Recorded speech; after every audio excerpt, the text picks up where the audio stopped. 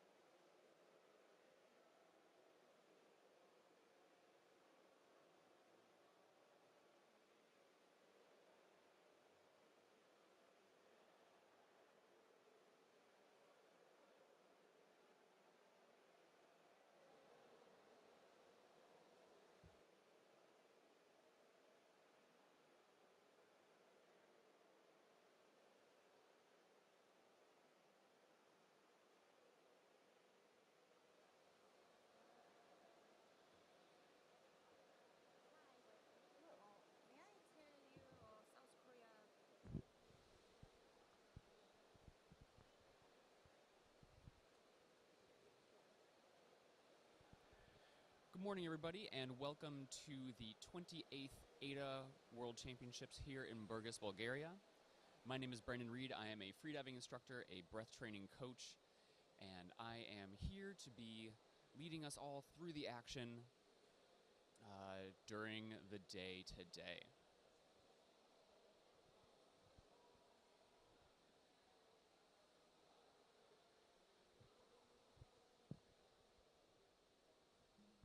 Today, we are doing dynamic no-fins. Dynamic no-fins is a discipline where it's exactly as it sounds. You are swimming dynamically across the pool with no fins. Pretty straightforward. Or so it would seem. We are getting ready here with 2 minutes to official top.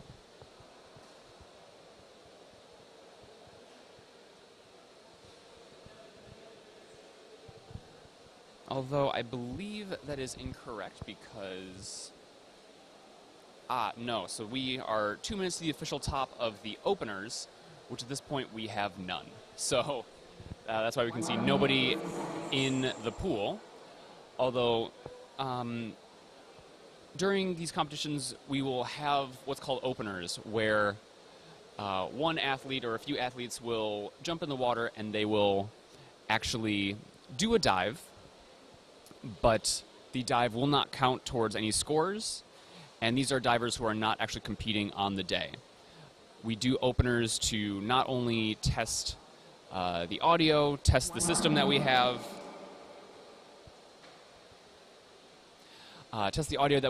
but also make sure the judges are warmed up, they're ready to go, the safeties are warmed up and ready to go, so that as we actually begin the competition in earnest, things are firing on all cylinders.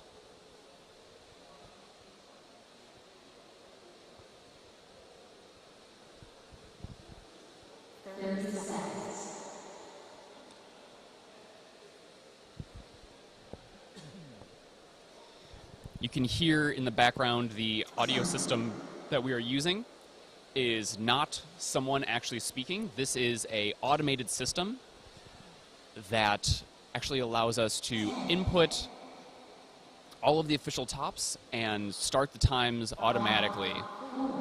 That way there is no delay due to human error, and we can stop at any time if need be.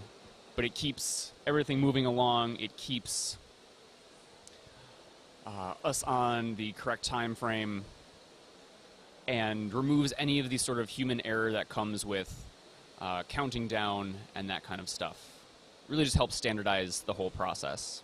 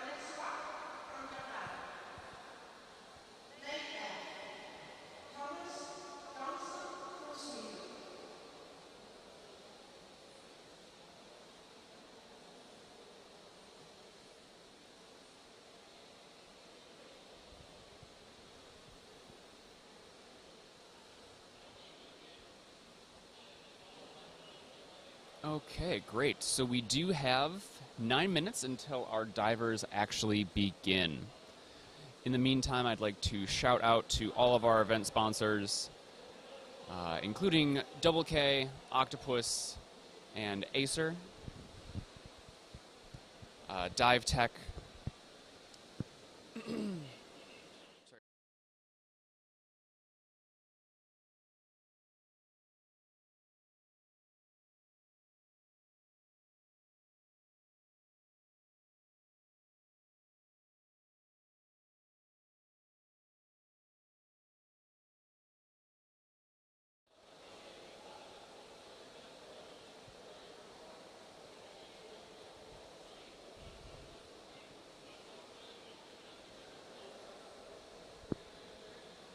There we go. We can see all the sponsors on our screen there.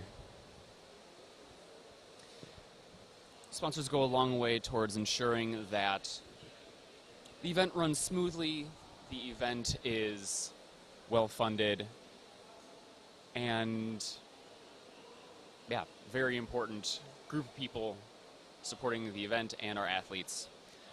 And so we really appreciate them. Please go check out all of our sponsors on all their various social media, their websites.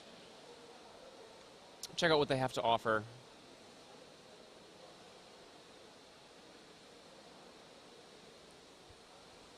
Very great to have them.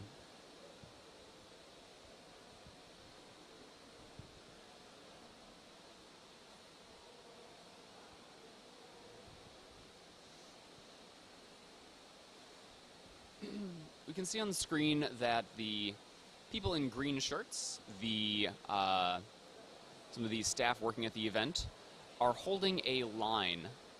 That line will be placed about 1 meter in the water from the start, and divers need to be leaving and be actually under the water before that line.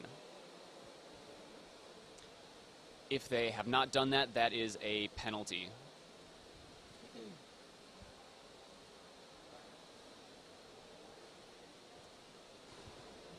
As we said yesterday, there are 3 different cards a diver can get, which determine if they've completed the dive to satisfaction or not.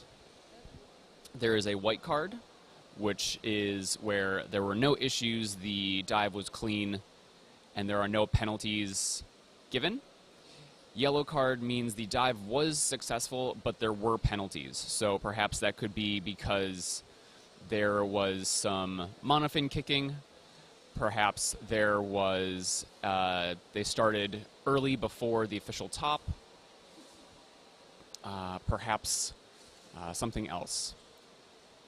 And then red card means a disqualification. They did not complete the dive to the satisfaction of the judges. That could either be because of a due to a blackout or an LMC, loss of motor control, or it could be something like surface protocol was not finished correctly. Many things that it could be. And so we'll see across the day a combination of all 3, although we always, of course, want to see all of our divers getting white cards. And we definitely hope that that is the case. Good morning, Panopticon. Nothing much. What is up with you?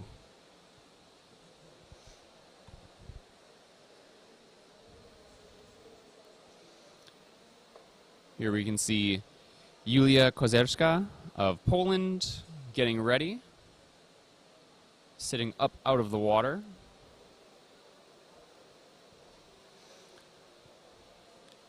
Divers get ready for their dives in a variety of different ways.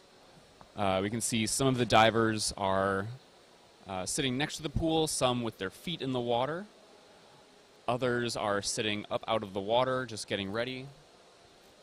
Other times we will see divers actually sitting in the water. We're about 4 minutes away from the official top, and so we're probably still a little early for some divers to get into the water. One of the things that divers need to consider when doing getting ready for their final, their attempt, is the temperature of the water. And sitting in the water, not doing anything, not moving, can obviously be very cold, even if you are wearing a wetsuit.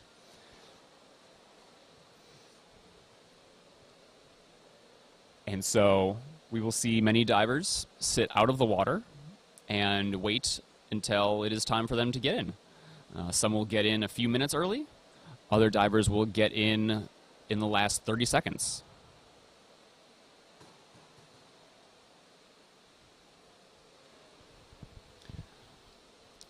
Awesome, Panopticon. Yes, DNF is definitely a very interesting and technical discipline.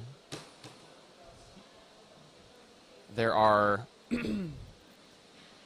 many things to consider when doing dynamic no fins. And we'll talk about those in a little bit as we begin to see the divers swimming.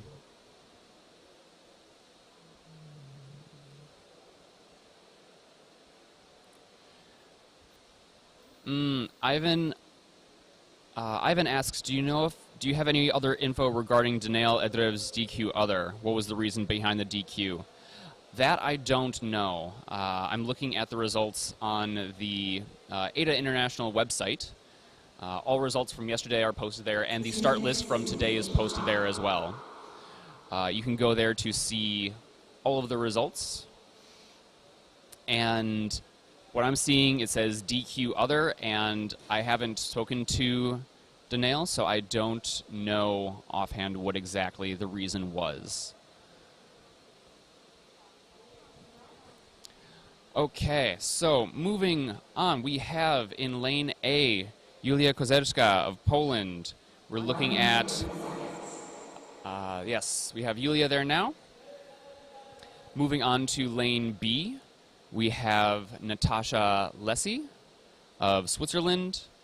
She's been training for about 5 months now in freediving, and her goal as a newcomer is to learn more, exchange more information with other athletes, and have a great time here.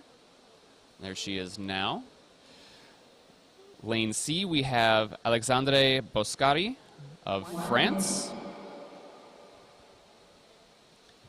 There he is, getting ready. Lane D, we have Nikki Margison-Schillander of the UK. Has a big love for all freediving disciplines where minimal equipment is used, and so CNF, diving deep with no equipment, and DNF, which we're doing today, is her favorite. In lane E, we have Kazuaki Yozenawa of Japan.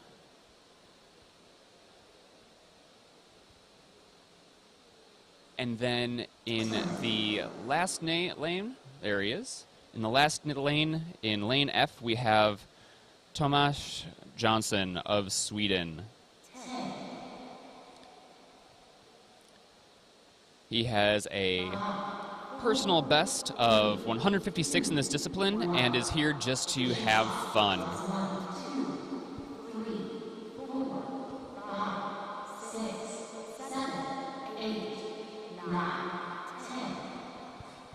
Okay.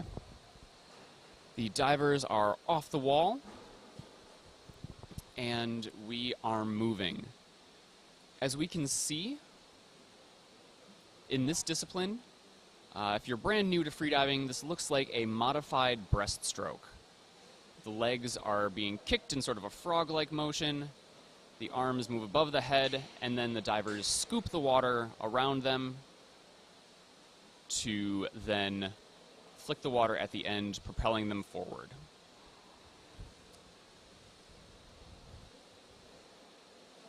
There are a few differences between breaststroke and dynamic no fins. The main one being that dynamic no fins is underwater. There we see a really nice shot there.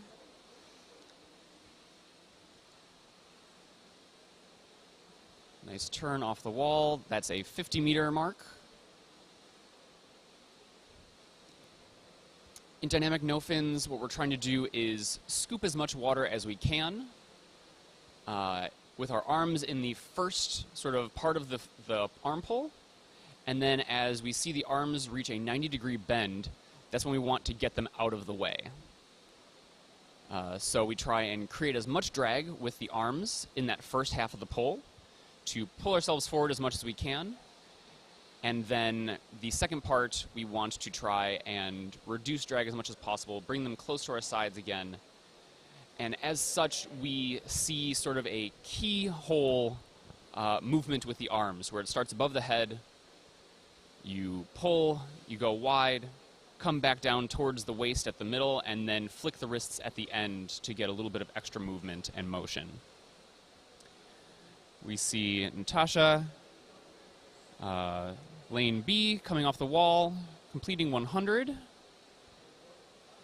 Julia also completing. We have Oop, looks like Kazuaki is up. Having a little bit of an LMC, which we'll talk about in a moment. Okay, we do have, I believe we're looking at Julia now. Natasha is up, there we can see on screen, looking nice and fresh. We can also see Alexandre behind her.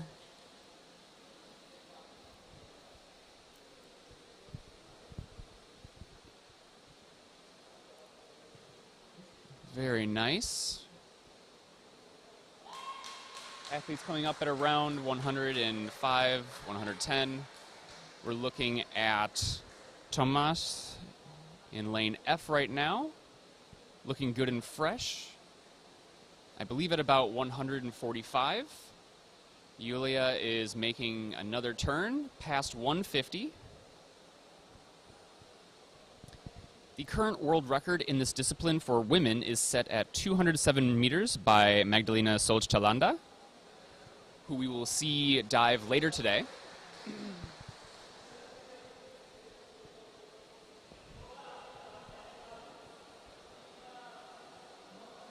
Julia is still going strong. If we can get a shot underwater, we can take a look at her technique as she's going. Very nice, okay.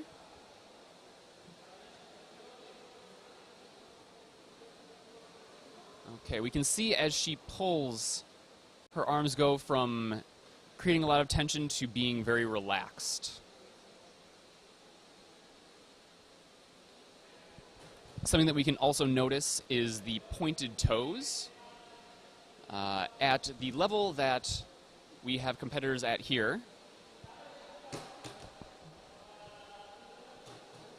okay, that's 200 meters and a turn. Okay, so it looks like she is going for a new national record here. She's coming up. Breathing, taking recovery breaths, removing facial equipment, looking strong.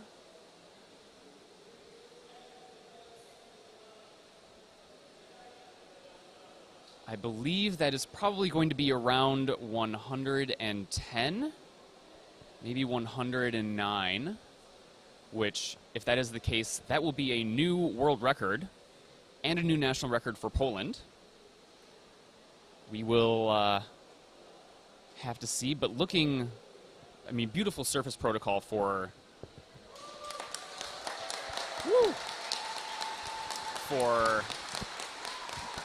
a really tough dive.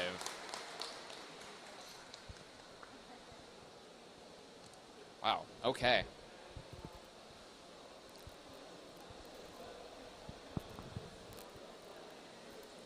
Absolutely amazing.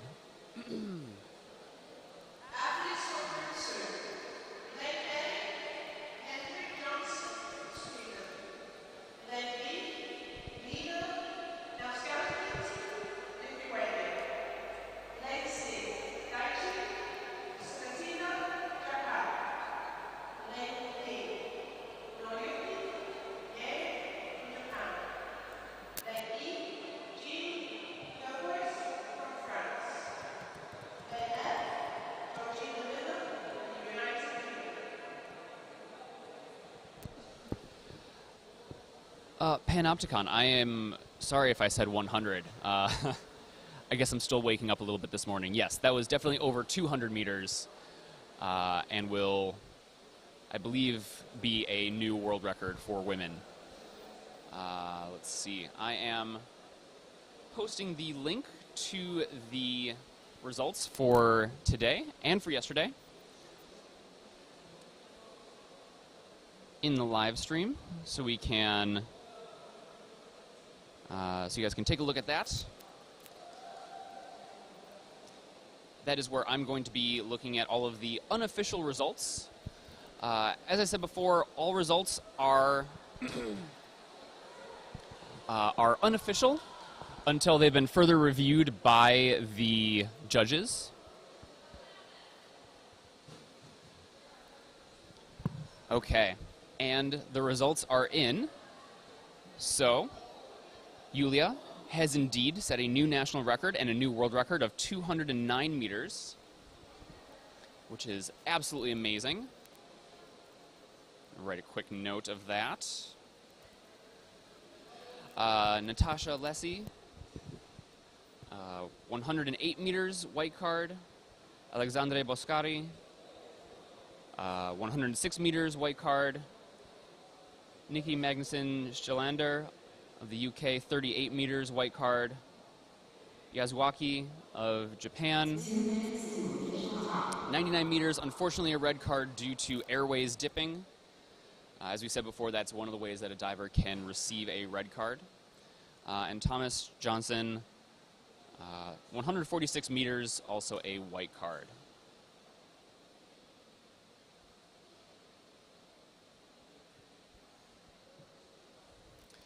Okay, up next, Group 2, we have Henrik Johansson of Sweden in Lane A, who we can see right now.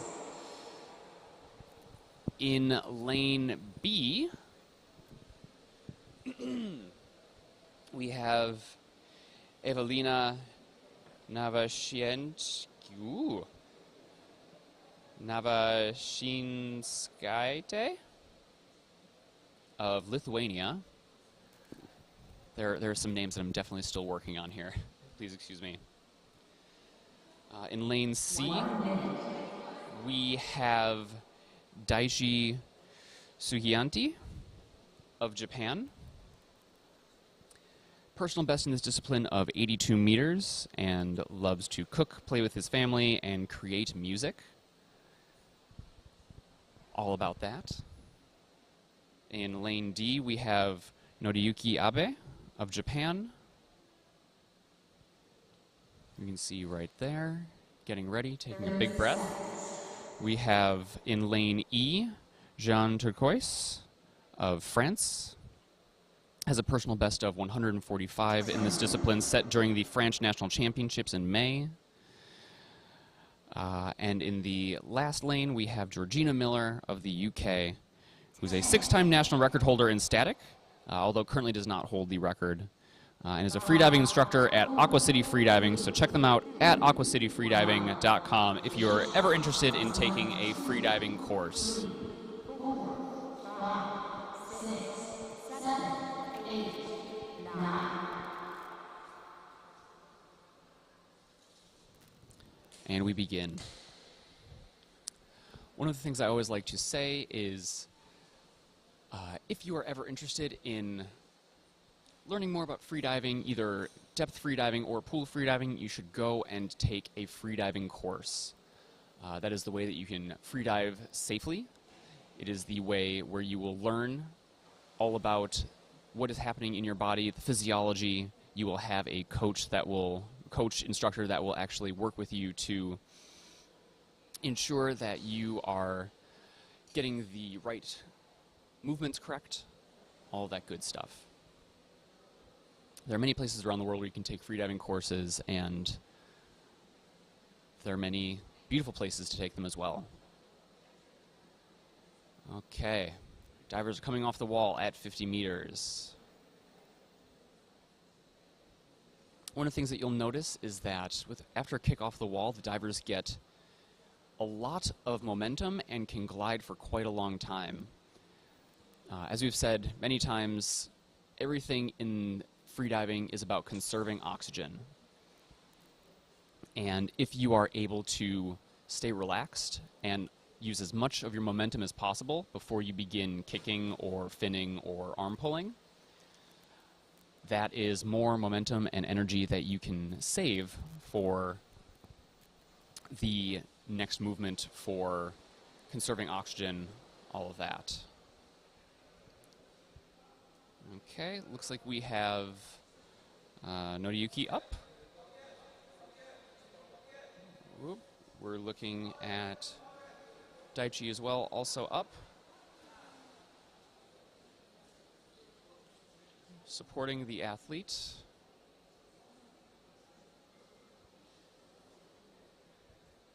Okay, we can see the two safeties there. I believe that is Aleska and Luca supporting The athlete, they're doing that in order to make sure that their airways stay out of the water. Excuse me, out of the water. I see Georgina Miller up as well.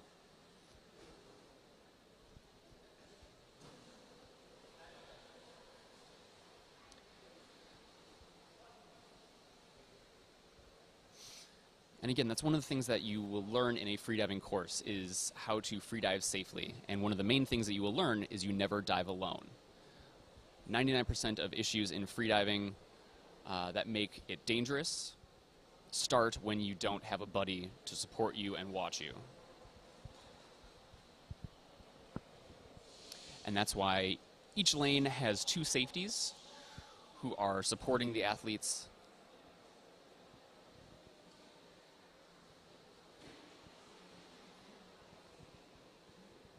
Okay, looks like Henrik is up, Evelina also up.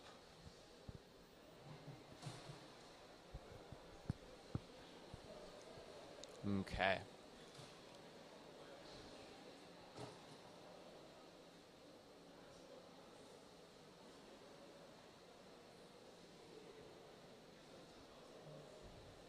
Okay, very nice. All our athletes are up.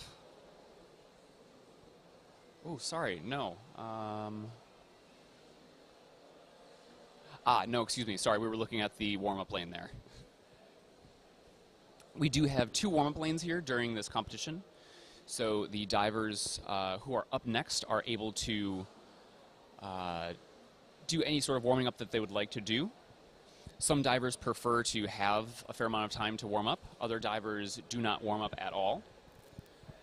Each diver is different. And each diver has their own sort of preferences on what they like to do.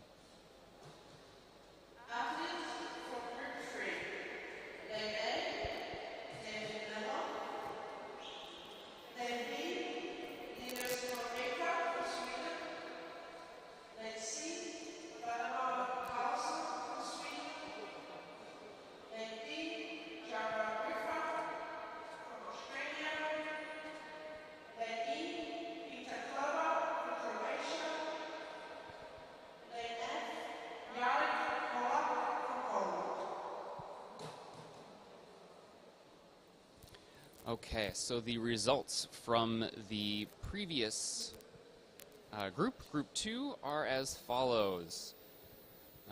Henrik, 141, white card. Evelina, 138, white card. Daichi, 89 meters, red card, unfortunately, due to airways dipping below the surface. Noriyuki, 82 meters, white card. Let me refresh here. Jean, 143, red card, airways dipped. Georgina Miller, 100 meters, white card. Very nicely done to these athletes.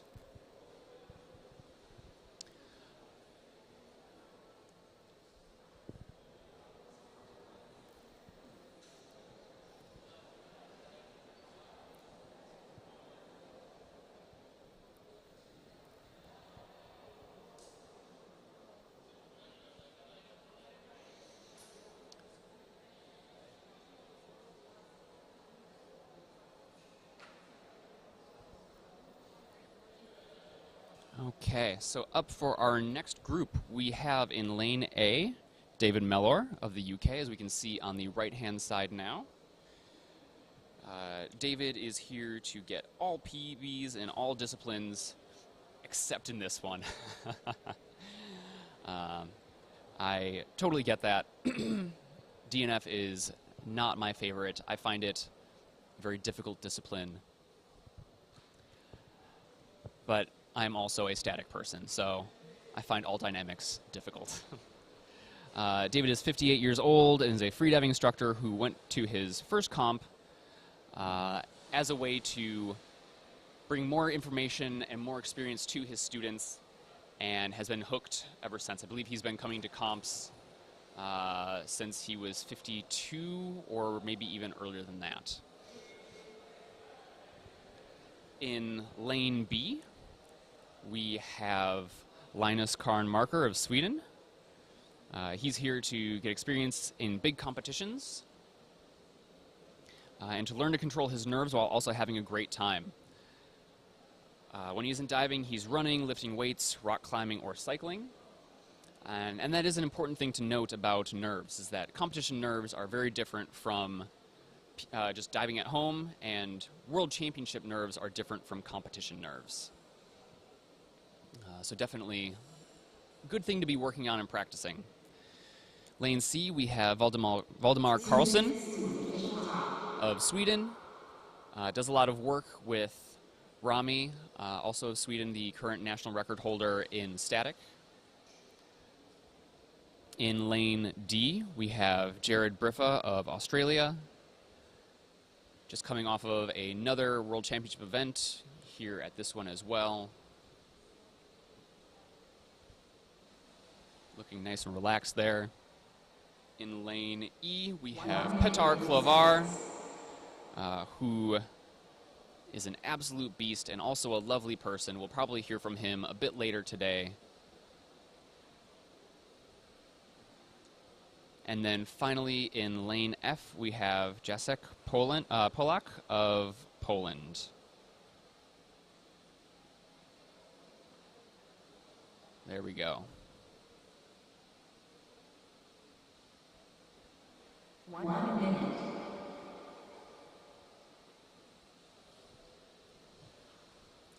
Seeing lots of love and support for dynamic no fins in the pool.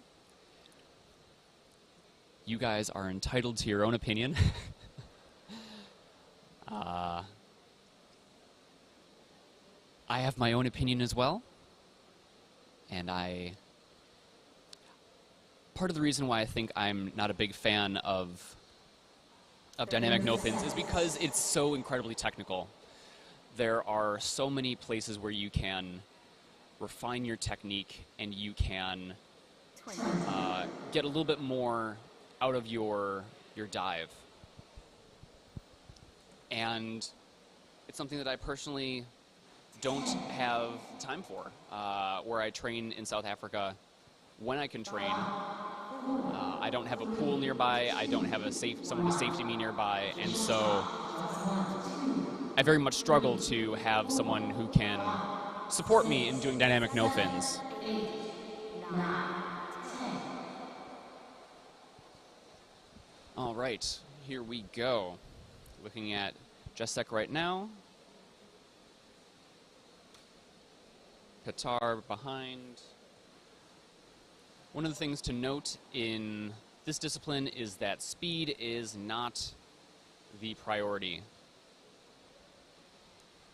The final distance is what judges use to judge your time and place you among the other competitors.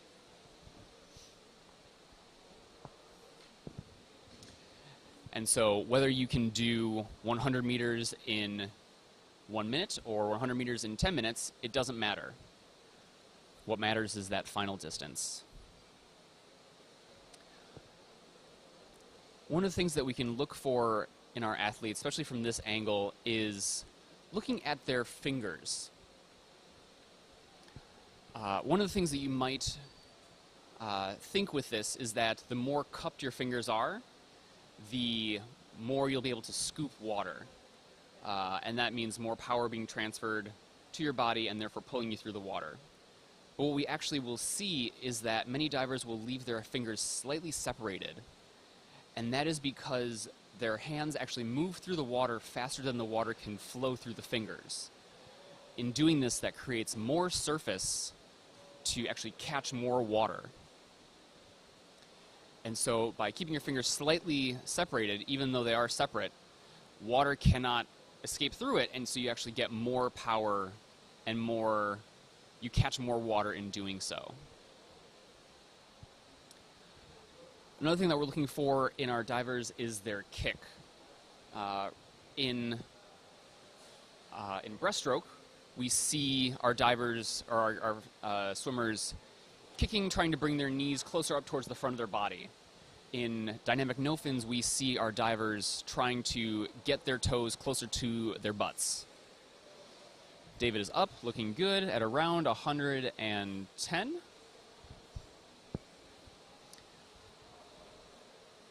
Keeping our feet closer to our butts means that we are staying more in that water vortex that we were talking about yesterday. Valdemar also up. Linus also up.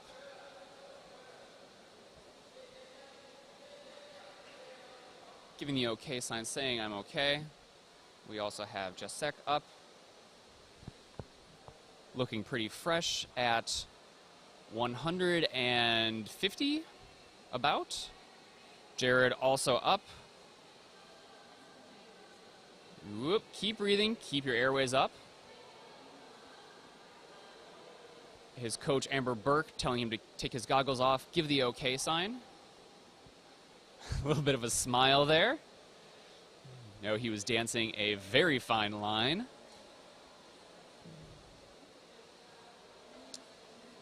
And then we have Petar. Still going. Oh, safeties have gone down to support Petar.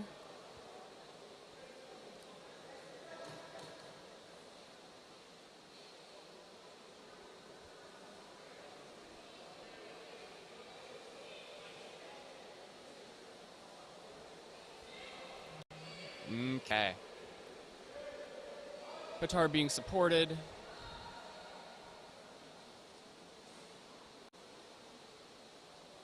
Great, cool.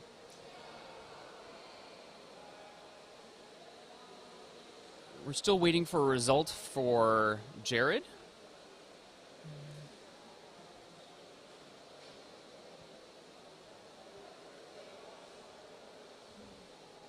There you can see at the top of the screen, Petar being supported by the medical staff, by the safeties.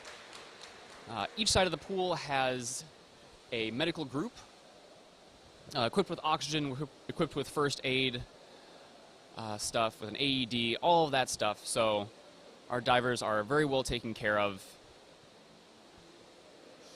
And the safety team has also been trained to specifically jump in and support an athlete when necessary.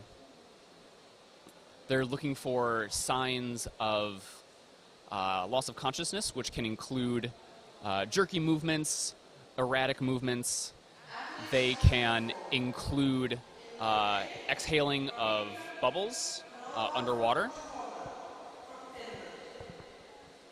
And when they see those things, they will come down, grab the athlete, bring them up, support them by keeping their airways above the water, by blowing across their face, removing facial equipment. Blowing across the face lets the body know that they are actually above the water now, and so they can breathe. Okay, Petar is up, walking, thanking the safeties.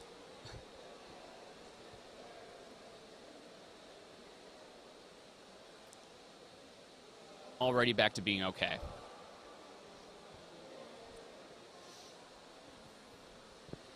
And that's the thing with these kinds of blackouts. They are not traumatic as you would think of as getting hit in the head, or like during boxing where someone gets knocked out. This is the body's response to a low oxygen environment, and so it shuts the rest of the body down to conserve oxygen for the brain. And as we see the divers come in very quickly to support the athlete, they actually spend very little time in that lower level of oxygen. And that's why we see the recovery so very quickly. Okay, moving on to Group 4. In Lane A, we have Marika Konola-Tuominen of Finland. She has a personal best of 105 in this and took part in the Finnish Nationals this spring and got 3 medals in dynamic, static, and dynamic no-fins. So congratulations to her on that.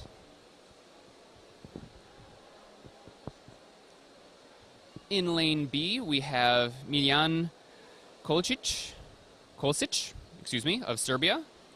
Has a personal best of 64 meters and says He often feels nervous as he begins his dive, but when he comes up and gets a white card, he feels his own personal confidence grow, which is definitely something that I can relate to as well. Up next, we have in lane C, Hinatea of Finland. She is a statics specialist, but is here doing the other disciplines to set personal bests and to have some of that sweet, sweet PB cake, which she ended up getting yesterday.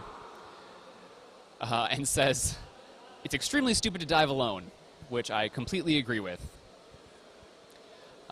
Lane D, we have Miro Suonperä of Finland. Lots of Finns in this round. I met him in the AIDA World Championship in Cyprus last year, and he's a lovely human being. If you ever get a chance to meet him, talk to him, you should definitely do so. Lane E, we have Namig Amdazda, of Azerbaijan. Hopes that people from Azerbaijan seeing him compete here will inspire others in his country to try freediving and grow the sport there, which is definitely a great goal to have. There are plenty of places in the world that have not put up national records yet, so check your local country and see what you can do. And the final lane, lane F, we have Lee Carlson of Sweden. Personal best of 155 meters. The national record for Sweden currently set by Paula Johansson, who we'll see later, at 154 meters. So maybe we'll see a new national record here. Lee started competing 3 years ago and is here to get all white cards.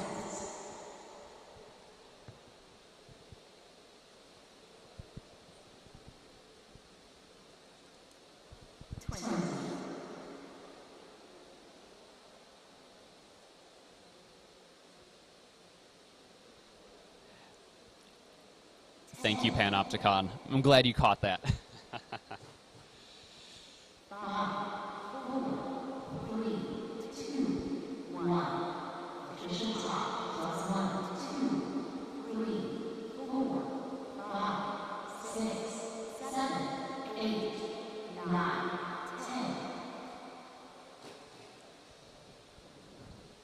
Okay. The results from the previous group are as follows. David Mellor, 109 meters, white card. Linus, 107 meters, unfortunately red card due to surface protocol, which we will cover in a moment. Valdemar, 100 meters, white card. Jared Briffa, 144 meters, white card. Very nice. Petar Klovar, 172 meters, red card due to underwater blackout. But very beefy performance for sure. And Jacek, 152 meters, white card. Beautifully done divers.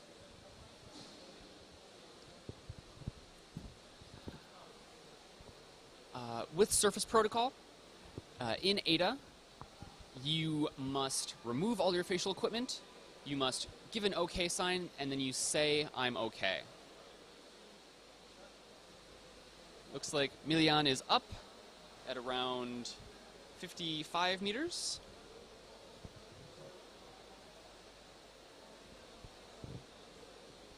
We also see, I believe that is Namig also up at around 160.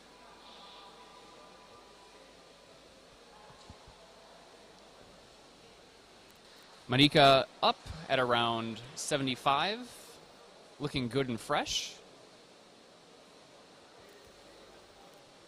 Edis up now at around 85, maybe 90. You can see a little bit of blue in the lips. That is a sign of hypoxia, but every diver is different. Some divers will go for a very long time and have no blue lips. Other divers will get blue lips almost immediately. And so that's why it's important to, when you're safetying your buddy, to make sure you communicate and know what your divers and your buddy's signs of hypoxia are. We still have... Oh, Miro is up at around 125. We have Lee also up at around 123.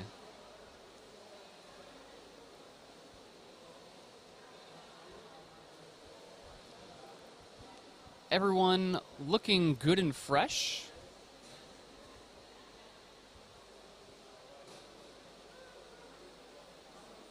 Waiting on the judges' results now.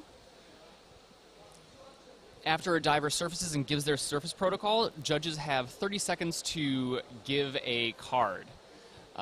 They are looking to make sure that the airways do not dip below the surface. Ah, very nice.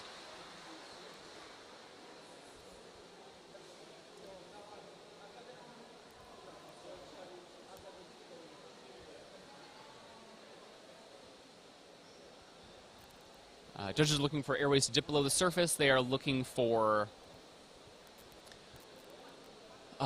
any sort of things that could disqualify the diver, but basically looking at surface protocol for the most part. Then they give their results,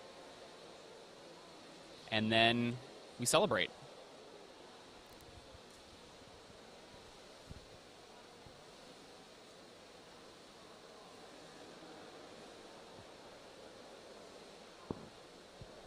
Okay, cool.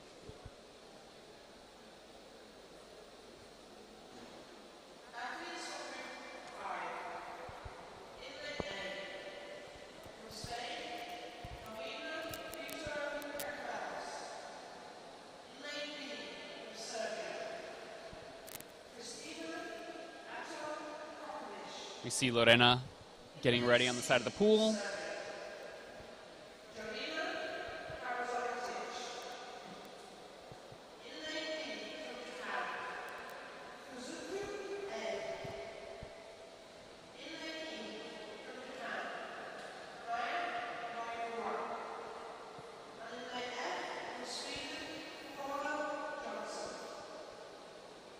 Okay. The results from the last heat. Marika, 77 meters, white card. Milian, 54 meters, white card. Edis, 88 meters, white card. Mito, 123 meters, white card. Namig, 39 meters, white card. And Lee, 121 meters, also white card. All white cards across that one. Love to see it. Okay. Next group. In lane A, we have Lorena Prieto Cacabelos of Spain. Has a personal best of 78 meters, completed at the Spanish Nationals, and credits Alice Hickson, the Great Britain national record holder, with a lot of her preparation for this competition. Lane B, we have Kristina Atanakovic of Serbia. She says freediving has allowed her to gain more control over herself in stressful situations, and has also given her the confidence not to give up when she wants to, which is definitely something that I can for sure relate to. In lane C, we have Gina Parazanovic of Serbia as well. Personal best of 65 meters, and is one of the youngest athletes here at 21 years old, but comes from a competitive swimming background, and currently teaches swimming and does fin swimming competitions in addition to freediving.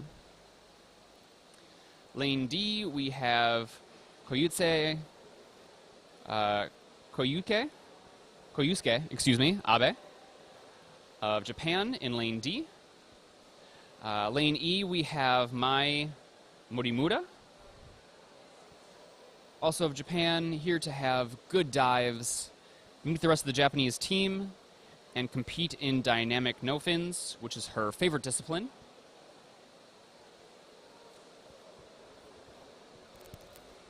So we're moving to Mai now.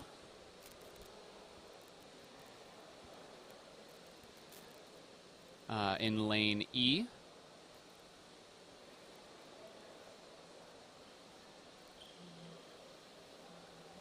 Okay. And then in lane F, we have Paula Johansson, who just, we just saw her teammate compete. Paula is the current record holder for Sweden in dynamic no-fins at 154 meters.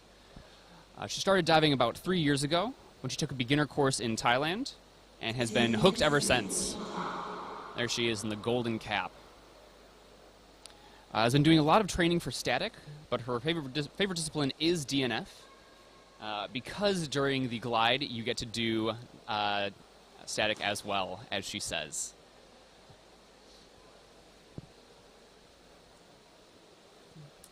And there we see Mai preparing for her dive. 1 minute 50 seconds.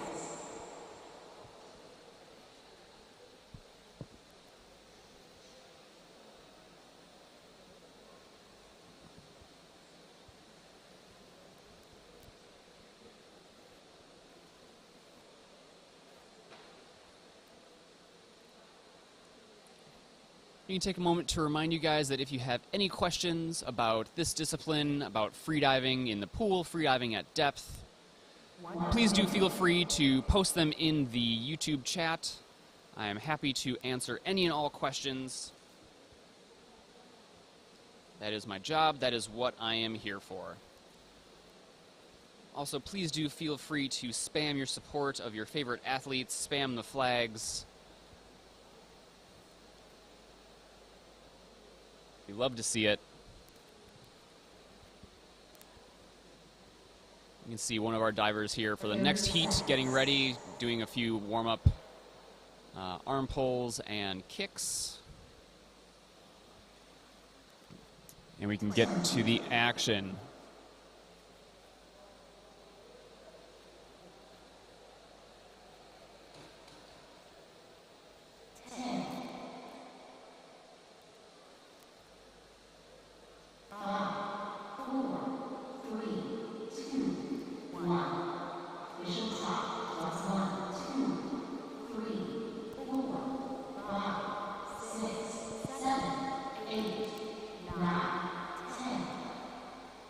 As we begin, we can see some of our divers have a very deep and quick descent, while others very slowly reach their neutral buoyancy point.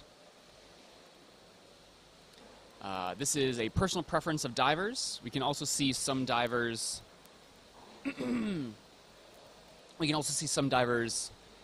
higher up in the water and closer to the surface, and others more towards the very bottom. This is all dependent on the diver's personal preference. Some divers like to be closer to the surface, other divers like to be closer to the bottom. It's entirely up to them. In this pool, we do have... Oh, we're watching a warm-up lane now. If we could move to the action itself, that would be great. Perfect, thank you. We can see... Hello. We can see some of our divers getting to the wall and giving a turn. I am joined now by Julia, who just set a world record this morning. Congratulations. Thank you. Very nice dive. Was hard, not nice. Not nice. Okay. Can you give us any reflections on what it's like to do a 209-meter dynamic no-fins dive? Perfect feelings after, because today that dive was pretty hard to me. But at the end, after white card, it's amazing, amazing feelings. Absolutely, yeah. And you looked really nice and fresh when you came up as well. It was pretty impressive. Yeah, I was fresh, not much hypoxic, but my muscles was just super tired after 4 maximum dives at 1 week because I'm right after CMAS World Championships. That's right. Yeah, you just came from another really intense comp where you... How many records did you make there? All 4, yeah? This year? Yes. This year? It was my fourth world record, dynamic no fins this year. Yeah. Okay. Wow. Very, very impressive. Thank you. Yeah. Congratulations. A lot of hard work, and it definitely shows you've been working hard. Okay. We still have some athletes going. I believe we are looking at... this might be Paula. Yep, Paula is still going. We are seeing Mai coming up now at around 155. Paula also up at around 140-ish.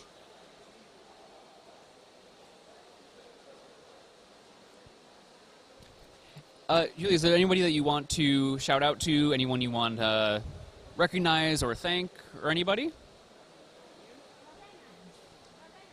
Give me some great. Okay. And you just had a very long dive.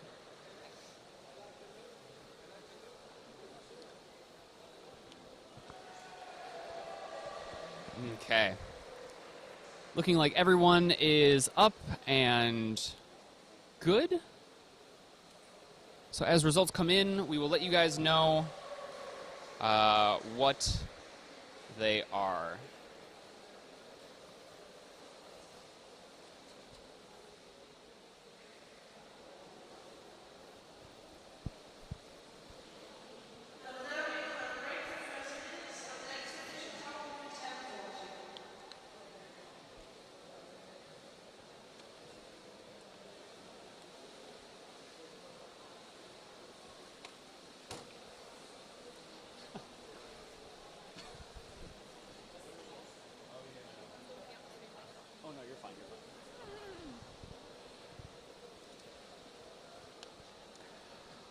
Okay. Oh, look at that. There we are. Hello. I'm Brandon. This is Julia. You can see here we are at our little little studio area. There we go. Nice. Cool.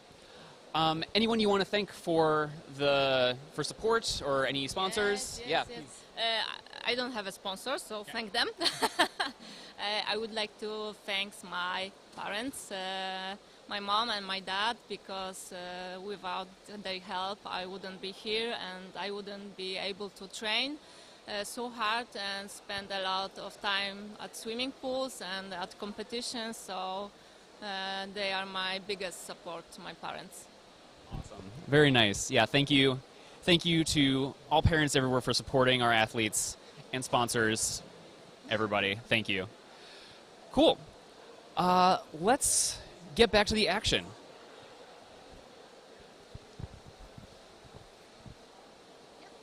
Awesome. Thanks for swinging by. What? Thanks for swinging by.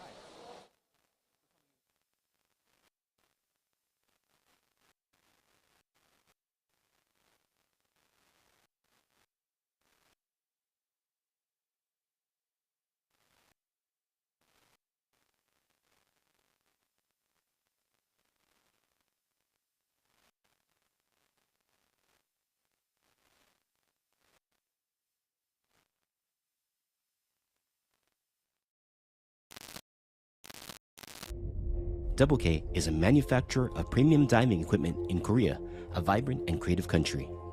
At Double K, we focus on constant research to develop innovative and comfortable products to enhance the experience of diving for our customers. We take pride in our cutting-edge and stylish designs, providing a sleek yet professional look whether you're in or out of the water. From wetsuits to fins, masks to equalization tools, Double K has all the freediving accessories you will need. Fall in love with your diving with Double K.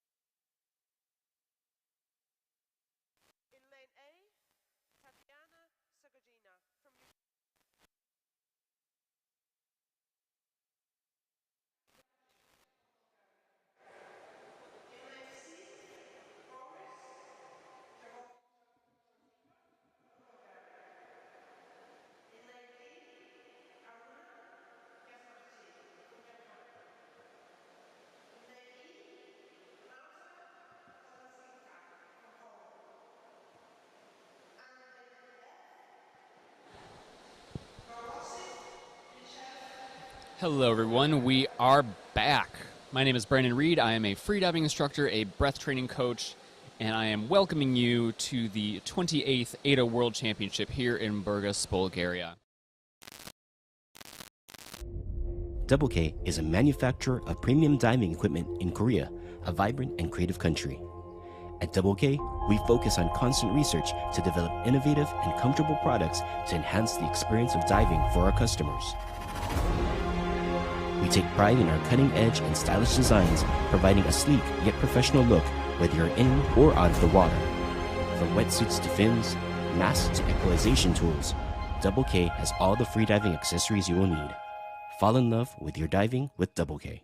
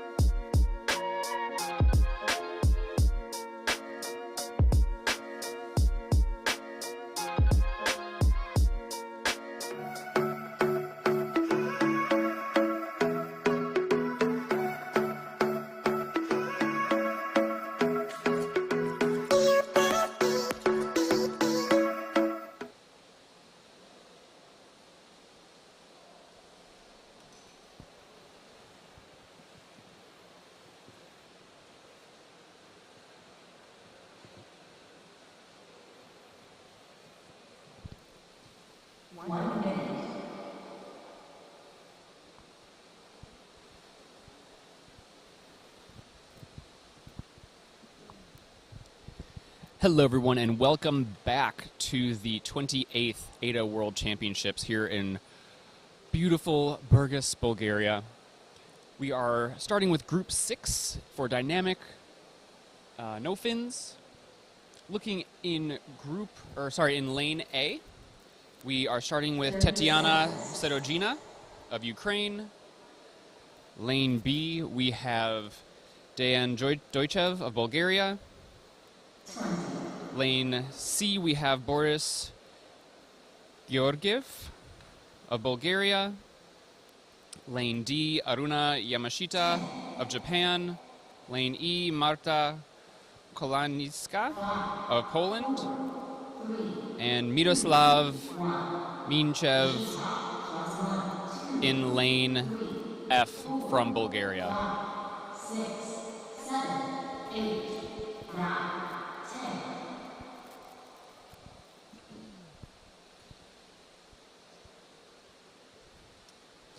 Okay, our divers are off.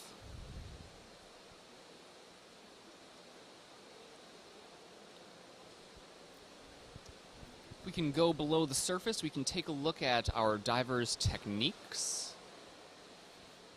in dynamic no fins. Divers are not using fins to propel themselves and pull themselves through the water.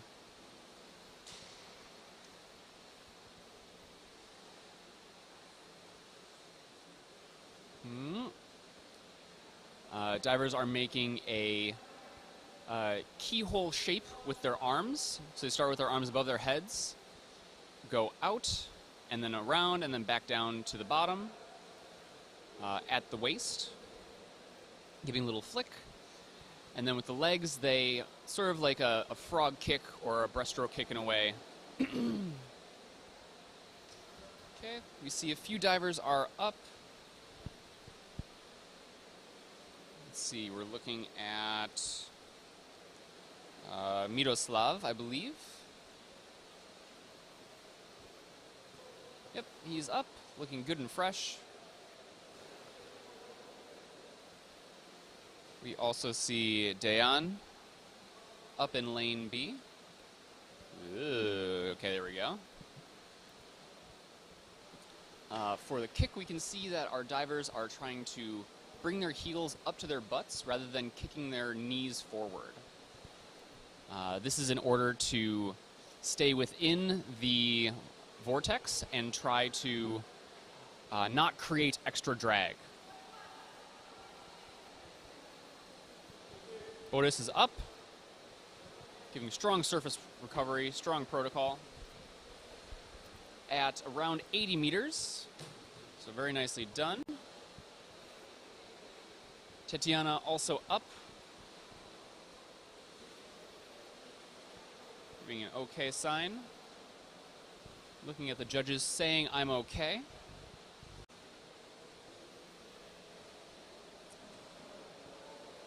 We also have Marta up. Aruna is also up at around, I believe, that is 85. Nice and happy, nice and strong recovery.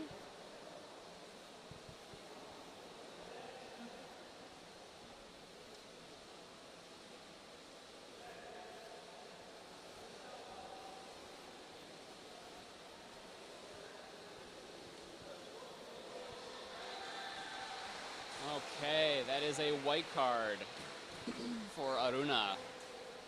Very nicely done.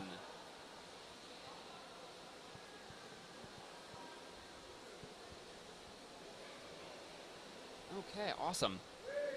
As we've said before, the results are being posted on the AIDA International website. I will send a link now to the chat. If you click on that link, you will be taken to the event page where you can scroll down to the bottom, click on today's date, which is the 21st, and you will then see all of the results so far and also all of the divers who are coming up next.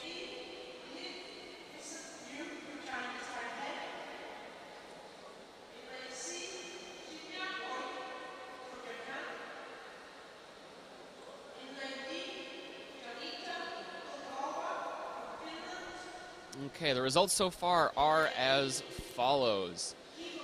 Tatiana, 90 meters, white card. Dayan, 59 meters, white card. Boris, 84 meters, white card. Aruna, 115 meters, white card. Marta, 100 meters, white card. And Miroslav, 55 meters, also white card. Beautifully done, athletes.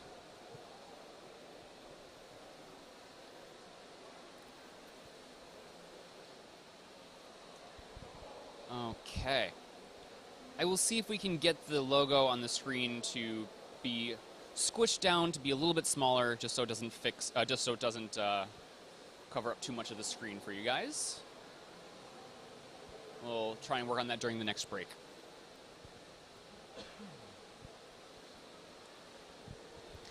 If you guys do have any questions, please do feel free to post them in the chat. I'm always happy to answer any that I can, and if I don't have an answer, I will go and find one for you.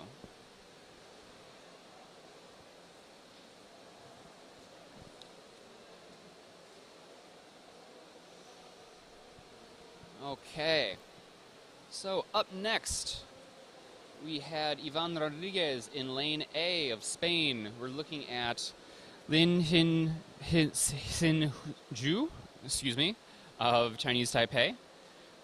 Personal best is 100 meters in dynamic no-fins and has the goal of taking a national record home with her. Used to be a vet, but quit to pursue being a freediver, which is really awesome to hear. We have Shina Oi in lane C, who is the current national record holder for Japan.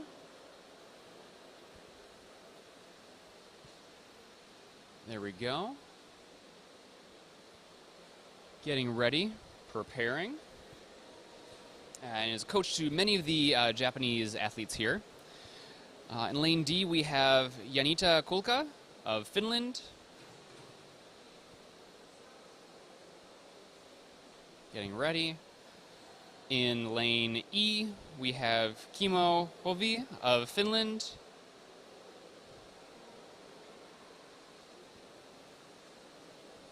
And then finally in lane F, we have Adam Sadurskaya of the UK. There he is. There's a giant screen in the pool facing the athletes as they do their breathe-ups, and so as they see their faces, there's oftentimes an urge to wave or smile or find the camera.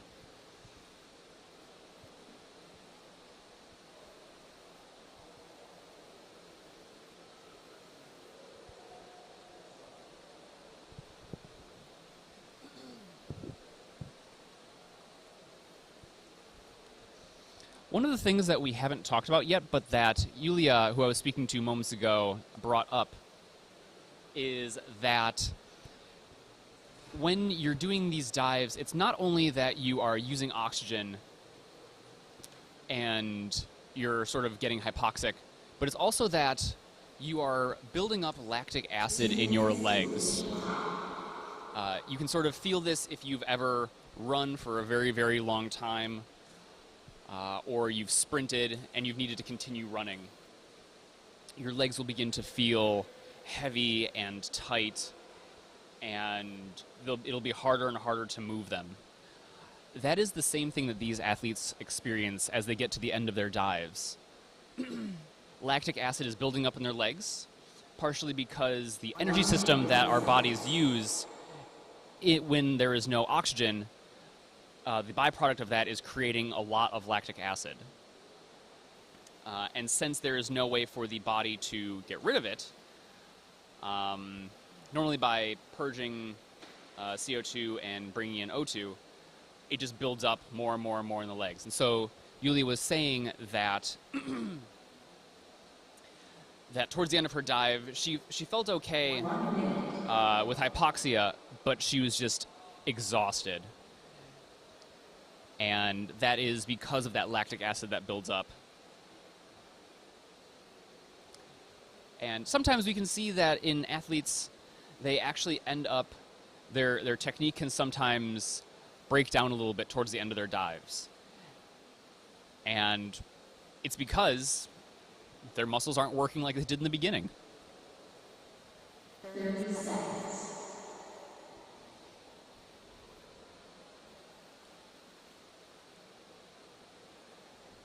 Please do show your love and support for all of our athletes by spamming flags, letting them know that you're cheering for them in that live chat.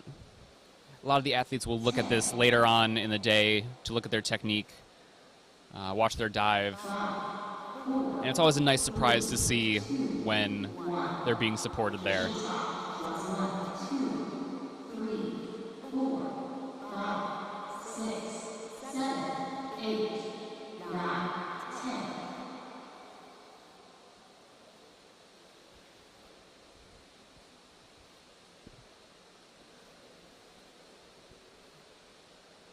Okay.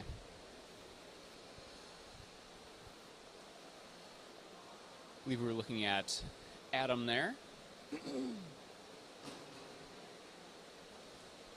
Something that you can notice is that some of these divers will give a few kicks and then an arm pull. Others will give one arm pull and one kick. Stefanos, thanks. Welcome to Greece. Good to have you. Some of our divers will give one arm pull, one kick. Others will give a few kicks and an arm pull. It's completely up to each athlete to decide. And it depends on, they'll make that decision, excuse me, based on what feels more comfortable for them. Again, this is a sport where comfort is key.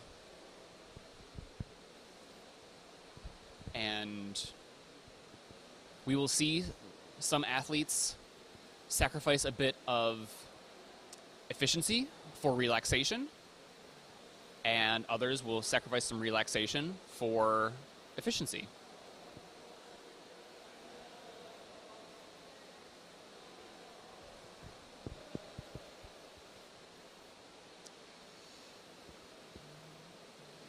Okay, there we see Adam. Nice technique there. We're also looking for a nice streamlined position, so a nice straight line. Oop, we have one of our divers coming up.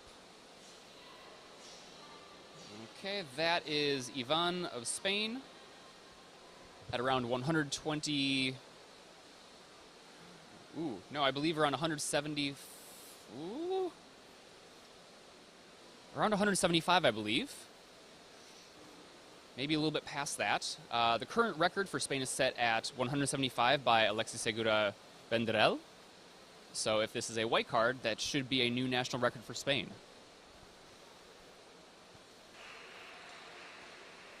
We're seeing Adam still going strong. Okay, Adam is up. Chemo also up. Beautiful dive there.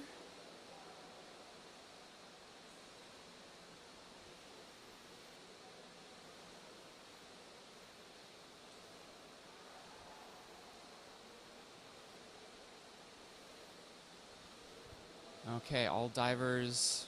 Oh, not quite yet. We still have, I believe that is Hinatea down.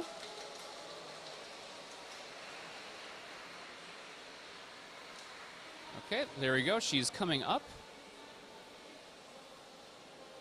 Looking good. Don't see any signs of LMC. Woo. Very nice.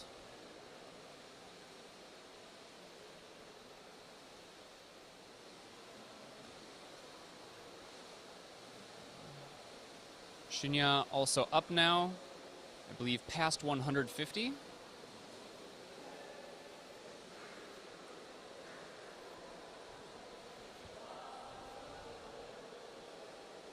Okay, strong recovery. Looking good. And now we just wait for the judges to give their results. Looks like Hinatea got a white card. And it's difficult to see. I believe Shinya also got a white card. And we'll see what the final results are. Yep, big smile. Probably a white card. You can check the results here. Coming up.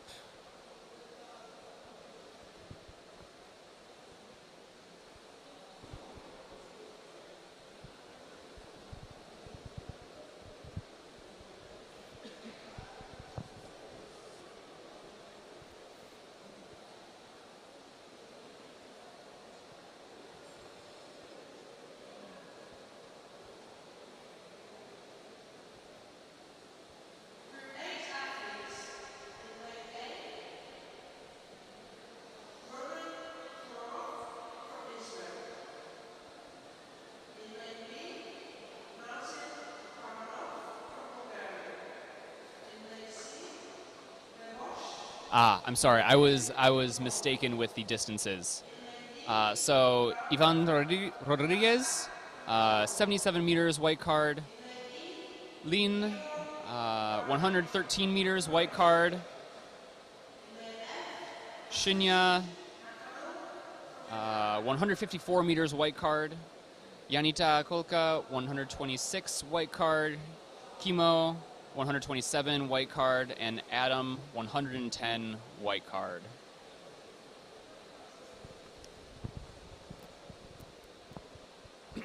Again, all of these results are on the AIDA International website. Link is in the chat. Please do go feel free to check it out. See the results of the day so far, updated in real time, and also the list of divers for the rest of the day.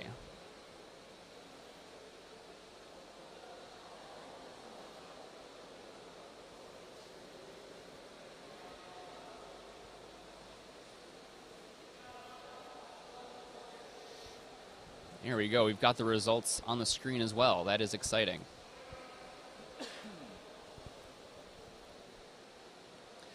Okay, up next, Group 8, we have Roman Kormov of Israel. Lane A. Lane B, we have Martin Parvanov of Bulgaria. Started freediving about 4 years ago when he joined a social club in Sofia and started competing in competitions a week later. Sorry, not a week later, a year later. Excuse me. Lane C, we have Bartosz Lubecki of Poland. one of the many Polish divers here at this competition. And speaking of, lane D, we have Barbara Klaska, also of Poland.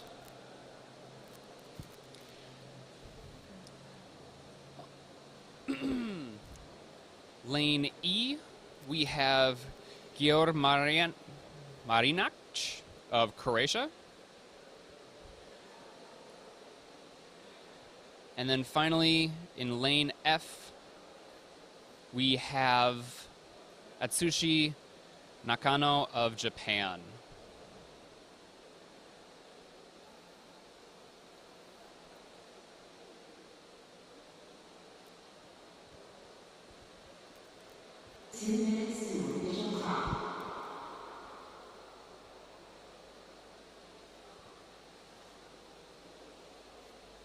Atsushi is here, has a PB of 110 and is aiming for PBs during this comp and plans to do so by listening to what their body says rather than what their ego says, which is an absolutely fantastic way of diving. The body tells us many things, and this is not a sport where you can really push past what your body is trying to say and continue to go and go and go and go and just run yourself against a wall. You will run into, you'll hit a wall with your training, you will struggle, you will have bad experiences which will make subsequent dives in the future harder. And so many divers have sort of started training more along the lines of really listening to what their body tells them and working on pushing their base rather than pushing their maxes. And in doing so, you do push your maxes, but the focus of where you are working changes. That's something that a lot of divers more recently have started training in and have been having massive, massive results with it. And is something as a coach what I teach my athletes. And we've had some great results as well.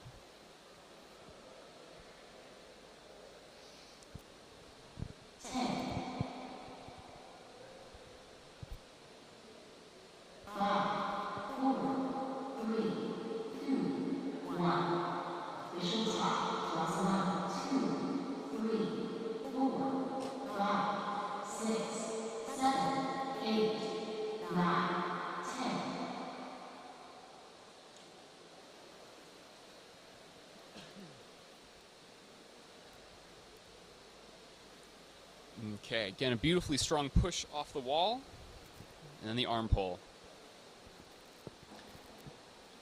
What we'll see is a diver will use a kick to reload their arms. As you reload your arms, that is the point of the dive where you create the most drag.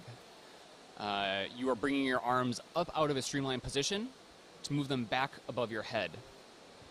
And so divers will kick during that time to maintain a bit of the momentum that they have, and also try and cancel out that braking force that they experience as they move their arms. That is another reason why a lot of divers will do a few kicks before they do an arm pull. It's a more streamlined position.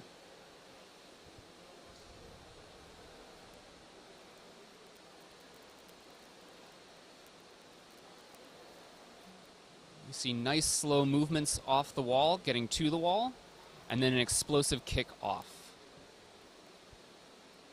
Okay, looks like we have Georg up. Looking good.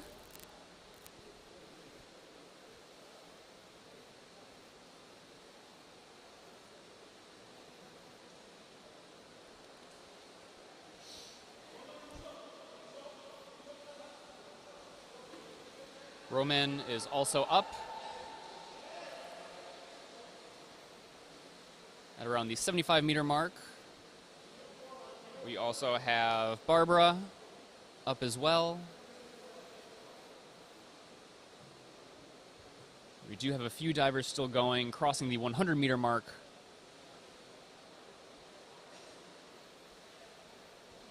Carrying on.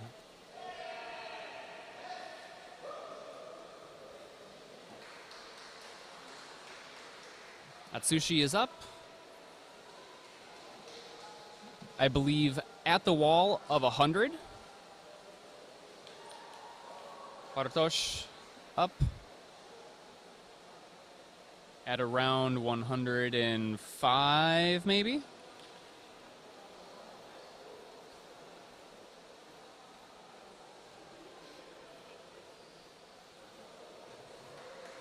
Okay.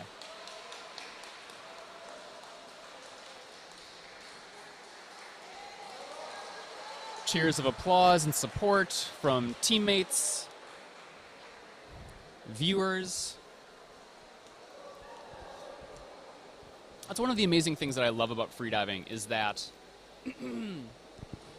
there is so much love in this community, so much support. A lot of these athletes, if they haven't trained before together, they at least share the same experiences. As a freediver, we've all had days when we are firing on all cylinders and we're working really hard, and the dives are really, really nice and they feel good. We get PBs, we get competition PBs, and those feel great. We've all felt those and we celebrate them together. We also have days when things don't go well. The dives kind of suck. They are really hard. They don't go the way that you want, and we share those things as well. And it can feel really nice to have that connection, because it's also a very solitary sport. You are by yourself. When you're doing depth, you are diving deep by yourself. But being able to share those experiences and share those feelings is something truly beautiful that is not very common. And so when one of us celebrates a victory, we all celebrate.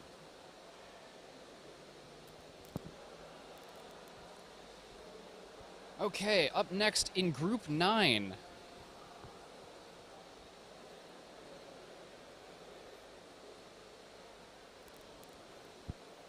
Our athletes are slowly coming to the water.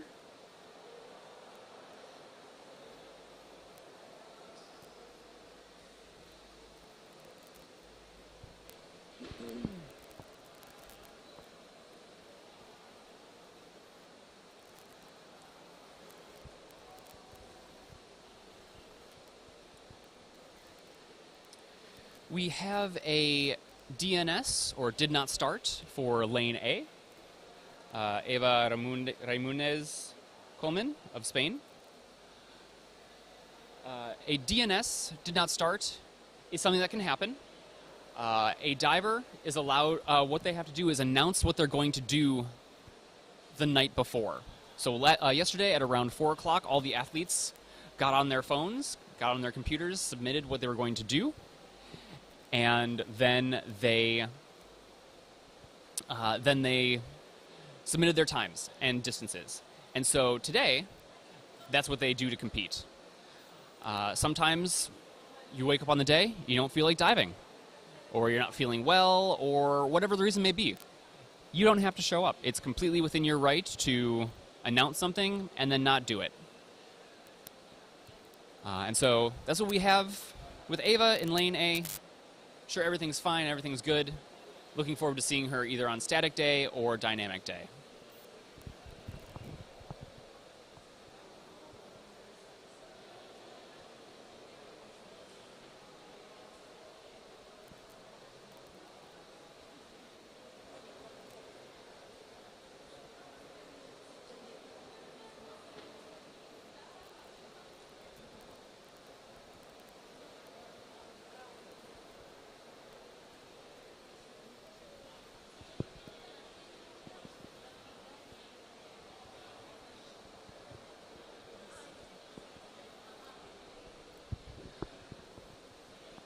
Okay.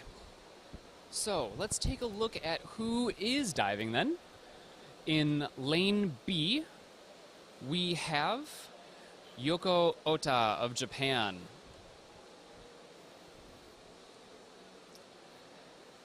In lane C, we have William Seaford of the UK. William is getting ready, standing outside of the water at the moment. And we are looking at now Seokyoung Lee of Korea. Her personal best is 108 meters. Has been focused quite a lot on the mental aspects of training for her freediving, and believes that this training will benefit her greatly from all the hard work that she's put in with mental relaxation and those kinds of techniques. In lane E, we have Bina Gang of Korea. Sorry. Yeah, Bina Gang, lane E, Seokyoung Lee, lane D. Excuse me. And Jakub Frakowiak of Poland in lane E. 1 minute 30 seconds.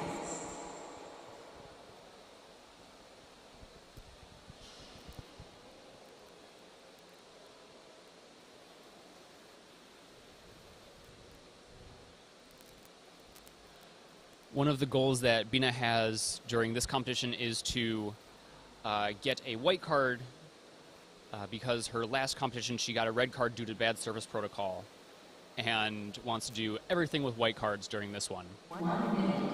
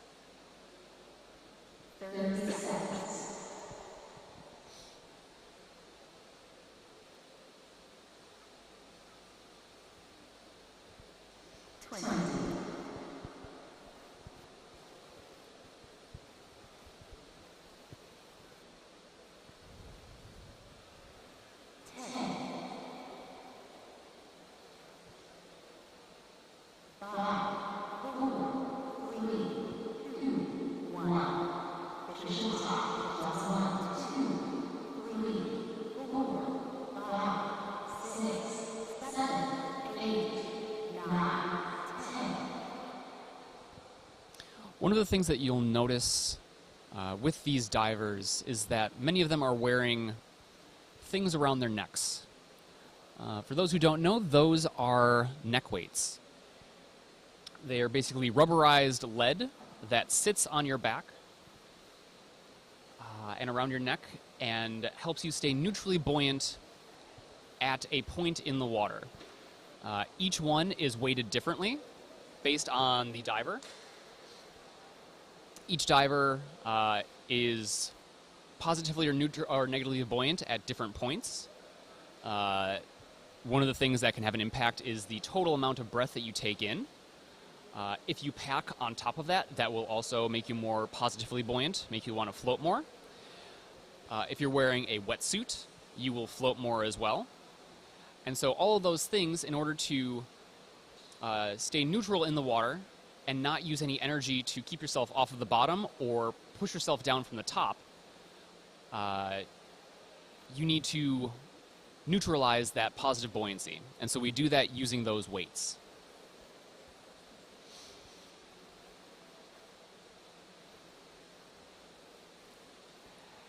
And with a lot of the weights that you see, lobster being one of them, the weight gets distributed down the spine. And so it's not only sitting on the shoulders or on the waist, but it actually goes down across the spine. We can sort of see there. That allows the overall placement of the weight to be more distributed, meaning that you don't have really heavy points in your body. If you have only weight around your neck or only weight around your waist, that can sort of pull you out of position at times. And so it's better to have it easily or distributed across the whole body. See, a little shake of the head there for Jakob.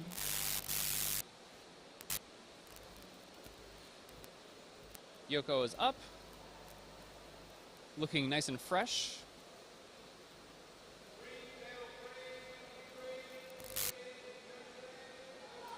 William also up. We can hear the coaches reminding our athletes to breathe. It's one of the things that we can, as coaches, support our athletes with. When they come up and they are hypoxic, they've had a hard and difficult dive, it can be kind of difficult to remember that you need to breathe. Seems a bit counterintuitive, but you can be a little foggy. And hearing that command to breathe, breathe, breathe can sometimes mean the difference between a white card and a red card.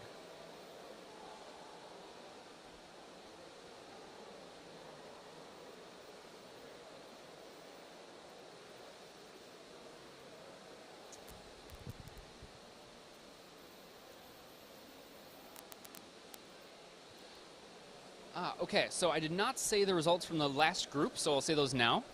We had Martin Parvanov, 104 meters white card, Bartosz Lubecki, 121 meters white card, Barbara Klask, white card, 80 meters, Gior Marinac, 62 meters white card, Atsushi Nakano, 100 meters white card. And we have more results coming in now from this last group. So I will, let's see, okay. Great, so we have Yoko Ota, 103 meters white card. William Seaford, 109 meters white card. Sukyoung Lee, 107 meters red card, unfortunately, due to surface protocol and airways dipping. Binan Gang, 64 meters white card, and Jakob Francowiak, 87 meters white card.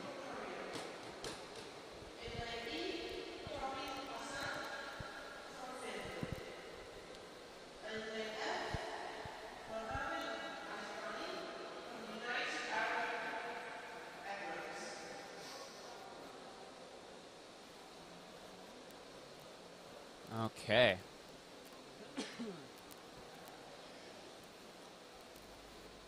Okay, so we have Group 10. Elislai Siu, Lane A of Singapore. She believes that freediving allows you to fully explore who you are on the inside and and discover the best version of yourself. Definitely agree with that. Freediving definitely forces you to look at yourself and understand yourself in different ways. So, yeah, definitely believe that. Lane B, we have Magdalena Solich-Talanda of Poland.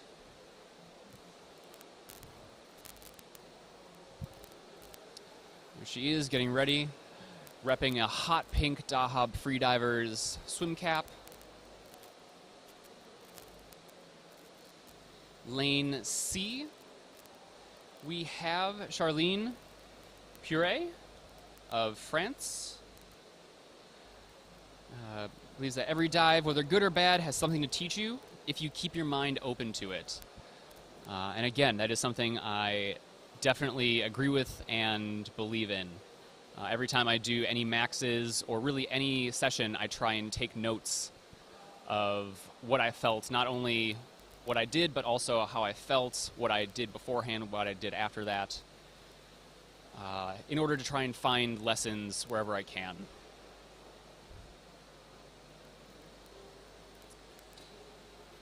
In lane D, we have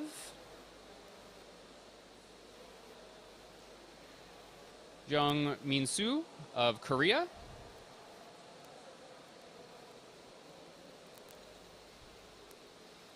In lane E, we have Tommi Passinen of Finland, has a personal best of 143 meters, and is here to experience the Pool World Championship, as well as improve his competition bests and meet new friends and see old ones. And then finally, we have Mohammed Al-Jibeni of United Arab Emirates. Currently holds national records for both constant weight bifins, and dynamic bifins, set yesterday at 200 meters. Constant weight and constant weight bifins being the depth disciplines, using monofin and bifins. And when he dives, he doesn't really think about the distance. Rather, he thinks about the joy that comes from diving itself and going with the flow. Getting a lot of good, sagely advice from these divers in this group.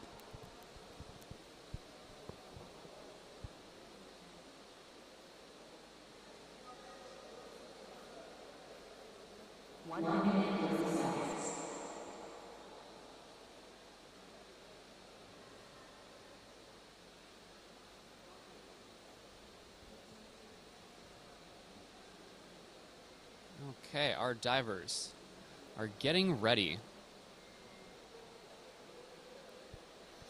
You can also see in the water, right across from our divers, are our safety divers. Looking at some of our judges there now. Safety divers, very important, keeping our athletes safe as they dive. Again, we've seen 2 safeties in each lane. They're there to be able to switch off following the athlete in order to make sure that one diver is always supporting the athlete, and while the other is resting, getting ready to support them the rest of the 50-meter way. You can see our divers standing on platforms. This is because at the deep end of the pool is at 2.8, maybe 3 meters. And in order to maintain relaxation and stay calm and not use energy, the divers don't want to be holding onto the wall or be swimming to stay above the water. So those platforms are there to support them and keep them up and breathing normally. So all they have to do is focus on the dive. 3, 2, 1. Official stop is 1, 2, 3, 4, 5, 6, 7, 8, 9, 10. Nice kick off the wall by Mohammed.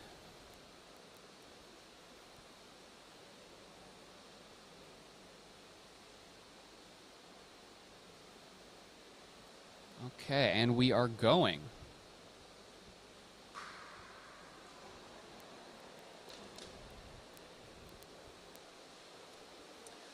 One of the things that you can notice with the arm position is that divers are keeping,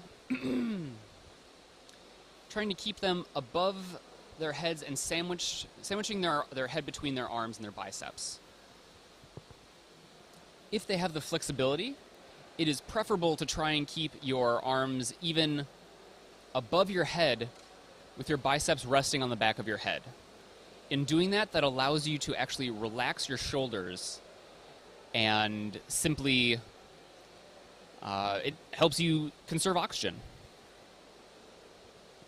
Some divers are able to do that because they have primarily the flexibility. You can give this a try at home. You can try putting your arms above your heads and then putting your hands in the same way that athletes do, one hand on top of the other. If you can do that, you can put your arms a little bit back behind your head and see what your flexibility is. Some people have great shoulder mobility and others do not. That is something that can be trained and worked on, but it does take time, stretching. Okay. Magdalena is up. We have Charlene also up at around the 130, 80 meter mark for Charlene, or for Magdalena, about 80, excuse me. Charlene, maybe 85.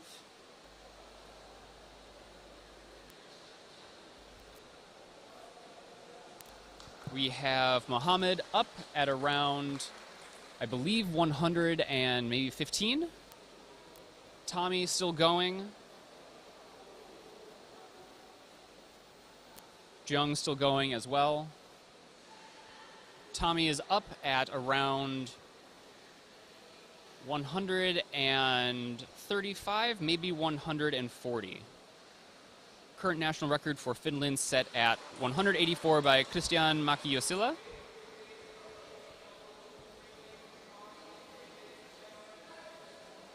Okay. And Jung is also up, looking good. Ellis also up at, I believe, maybe 115. We'll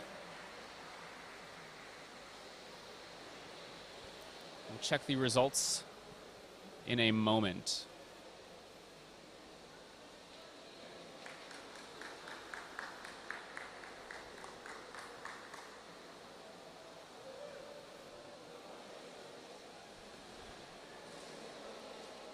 Beautiful dives. Looking good.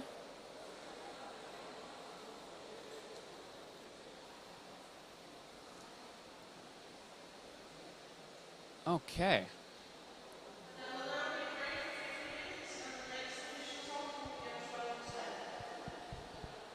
Very nice. Okay, so as results come in, I will let you guys know what they are. We are getting ready to go on a 50-minute break to make sure the safeties have plenty of time to rest and relax, stay nice and fresh, give the judges a chance to stay nice and fresh as well. And we will begin again at 12:10. In the meantime, let's take a moment to thank all of our sponsors, Double K, Octopus, Acer, Garmin,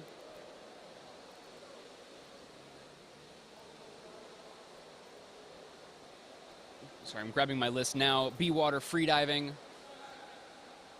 and all our other event sponsors. We really appreciate your support. Helps make this event run. Also want to take a moment to thank all of our athlete sponsors. A lot of these athletes work hard. They have day jobs, they have careers, they're students, and they train in their free time. And by having sponsors, these athletes are able to devote more time to freediving, which means more time pushing out national records, pushing out world records. And as such, it's very important for our athletes to get sponsored.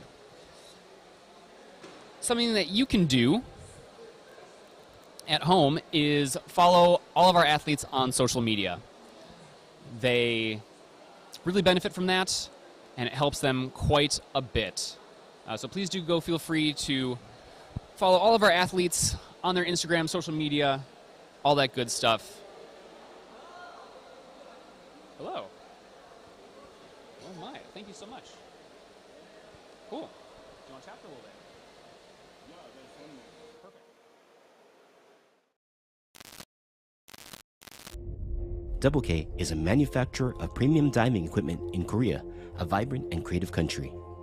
At Double K, we focus on constant research to develop innovative and comfortable products to enhance the experience of diving for our customers. We take pride in our cutting-edge and stylish designs, providing a sleek yet professional look whether you're in or out of the water. From wetsuits to fins, masks to equalization tools, Double K has all the freediving accessories you will need. Fall in love with your diving with Double K.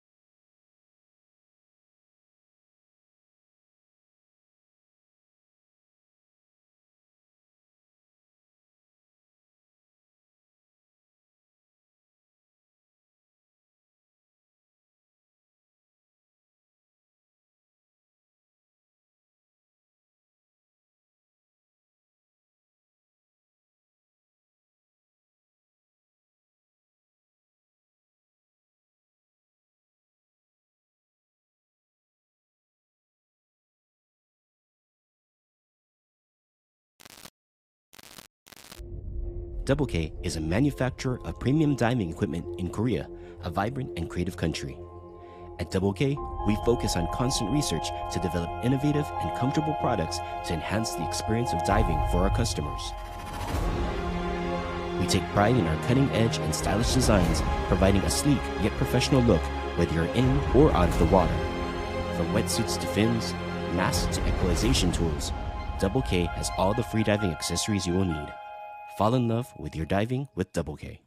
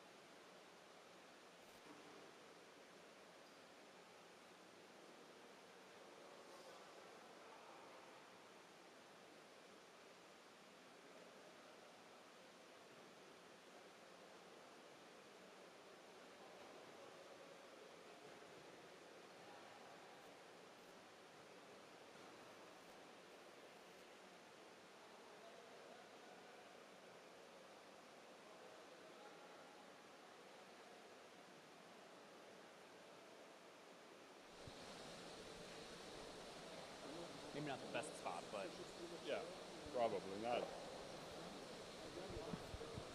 it is what it is.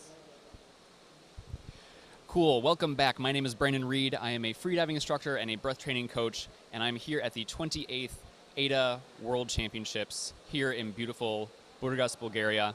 I'm here with Petar Klavar, who just dove a little while ago, did a 176-meter dive, but had a bit of a blackout. Yeah. Small blackout.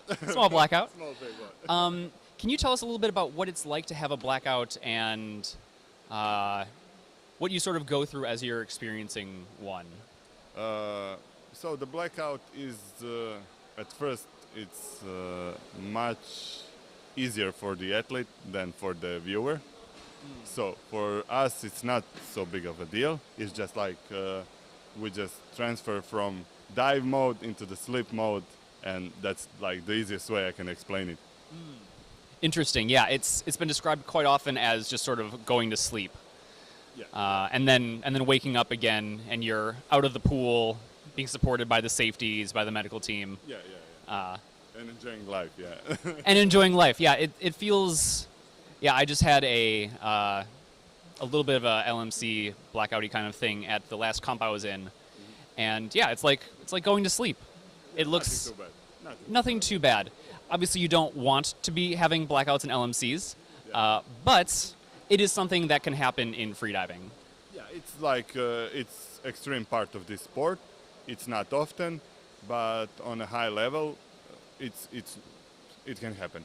Right. I mean, and that's the thing too, is that all the athletes here are trying to push distances, push their times and trying to get close to national records and some world records. And so we can sometimes see that in that push, you get a little bit, a little too pushy. Yeah, exactly, exactly.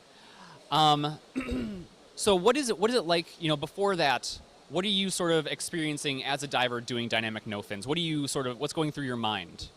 The whole dive or like? Sure, whole dive.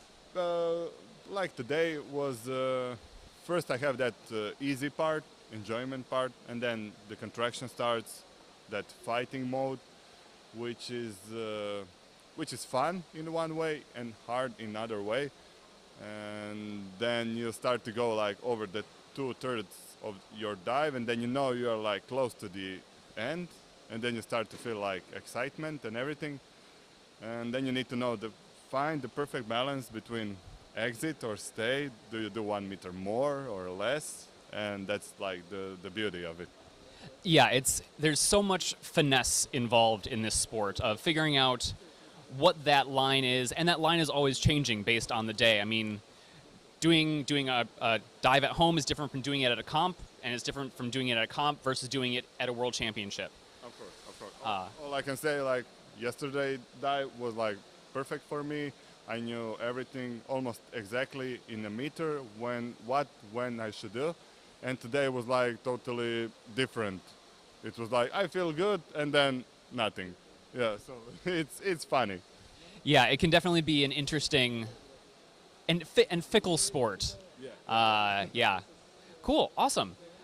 Anybody you want to thank? Anybody you want to say hi to at home? Or? Yeah, of course. I want to thank my whole team, Anna, my girlfriend, and we're all here together as a family, living together, training together. So it's super fun, and it's super fun to be with everybody else, like always. Like always, yeah. These are such fun environments to be in. I mean, there's so much friendship, so much sharing of information and love. It's a lot of fun. I really enjoy. And competition, I like. And competition as well, I guess. Yeah, if you want to throw that in there too. Cool, awesome. Thank you very much. Thank you.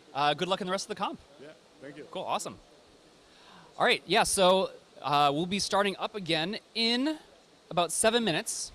So we'll probably do one more round of our sponsors, thanking all of them, and we will then see you shortly. Cool, bye.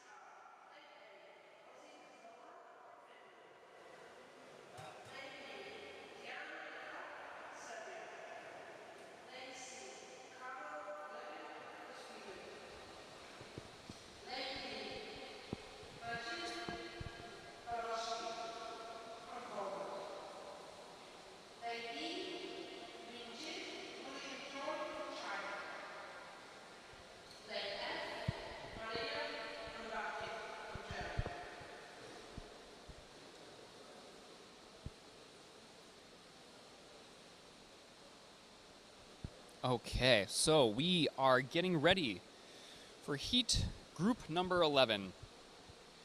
So in lane A, we have Ossi Peltola of Finland.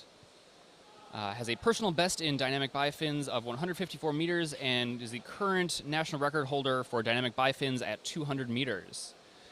And finds both of those disciplines to be his most relaxed for him. So we'll be seeing an awesome dive from him here coming up. Lane B, we have Tijana Nikolic of Serbia. Is the current national record holder for Serbia. Also in dynamic no fins. Also set a new national record yesterday for bifins at 163 meters. And works as a freediving instructor and is building a freediving school that teaches both scuba and freediving during the summer in Croatia. So please do check her out. Lane C, we have Carlo Gribin of Sweden. Current personal best is 168. Current national record holder in dynamic bifins at 212 meters. And started competing about a year ago while training for spearfishing and decided, why not? Which, surprisingly, is how a lot of divers get into competitions. Lane D, we have Marcin Baranowski of Poland. There we go, getting ready, looking nice and relaxed. Lane E, we have William Joy of China, the current Chinese national record holder. Holds all Chinese records, in fact. Dynamic 296, dynamic no fins 204, 854 static, and 276 dynamic bifins. And then Maria Ulbricht of Germany in lane F. There she is. Just received word that her child Jaron is watching and is supporting their mom in this competition, which is always awesome to see.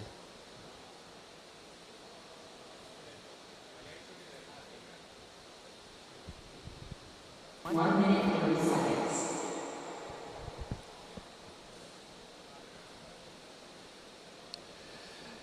Julian, that's a good question. How do they decide which time they start? So the day before, at around 4 p.m., all the athletes submit their announced performances. The announced performance is basically the number of meters they plan on going. If a diver gets past that point, then everything is okay. If they do not get past that point, they receive a penalty. So, if you look at the results from earlier today, which is in the pinned comment in this group chat, you can see that some divers under the AP part announced 1 meter. That is because they wanted to basically go earlier in the day. If you the judges will order people by their announced performance. So if someone says 1 meter, they're going to go before people who have done 2 meters, or who have announced 50 meters or 100 meters. And so in that way, it can be a bit of a personal preference of when you want to go. Like, for example, we saw Julia earlier this morning make a new world record, of 209 meters, but announced 1 meter performance. And that was because she wanted to go earlier in the day and just get out of the way. 4, 5, 6, 7, 8, 9, 10. Other divers prefer to go later in the day, have more of an earlier or more of a chill morning. And at the highest levels, it comes down to also announcing closer to your performance, because if there is a tie, the person with the closer announced performance to what they did takes first place, or takes precedent over the person who announced 1 meter, for example, and did the same amount. Okay, we are watching our divers. Beautiful technique here. I believe that's Tiana in the silver suit. Divers staying nice and streamlined. Coming off the wall at 50 now.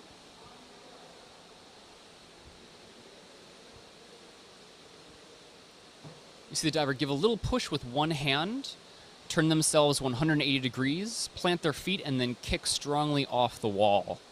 As they do, they point their toes and point their arms above their heads to keep a nice streamlined position. We're also seeing divers kicking their heels up to their butts. Aussie is up at around 75.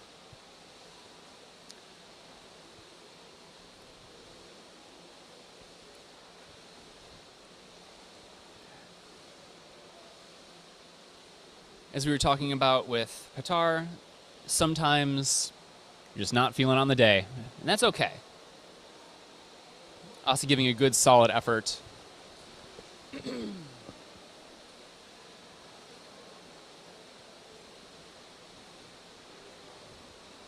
Divers are still going.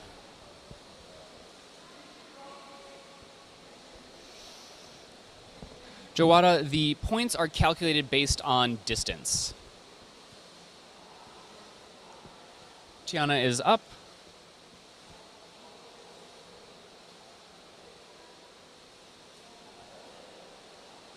We also see Carlo is up now at around 100 and maybe 30 meters.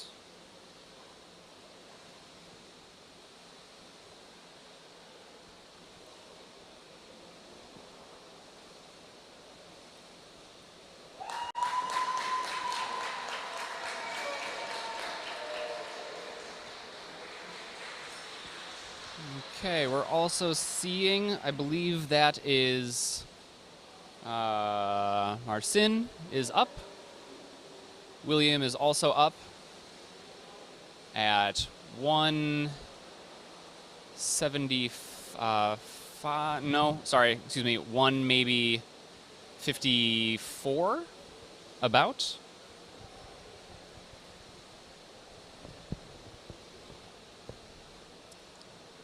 And everyone else is up.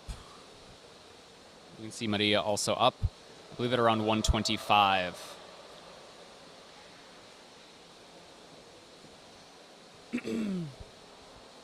Yes, correct. The total number of points takes into account distance and penalties. Penalties being anything from starting before the official start time, finning incorrectly in some disciplines, and that sort of stuff. And all results can be seen on the website. Again, the link is pinned in the chat. You can see the distances and results, unofficial results. I should mention that these are unofficial results pending review of the judges. Once they are reviewed by judges, there is a preliminary list that is distributed to the athletes, and then they have 15 minutes to protest if they would like.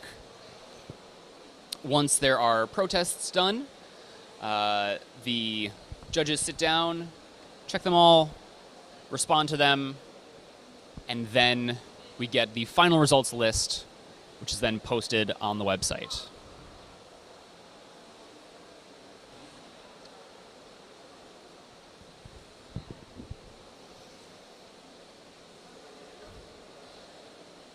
Okay, results are beginning to come in. So when I have them all, I will let you all know.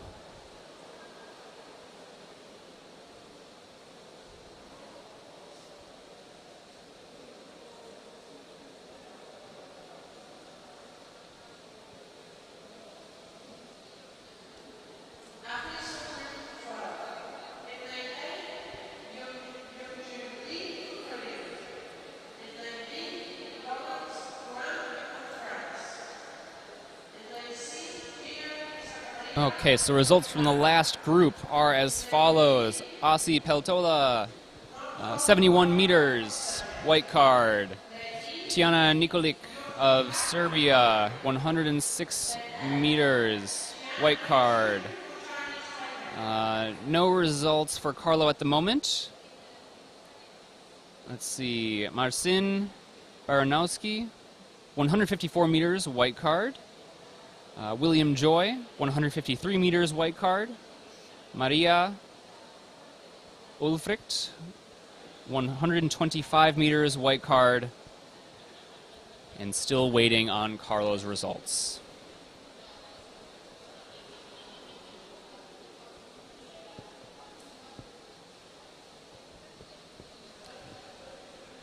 Our next group, Group 12. In Lane A, getting ready, we have Youngju Lee of Korea. Personal best of 111 meters, aiming to get new PBs and all white cards at this event. We have in Lane B, Lawrence Guergan of France.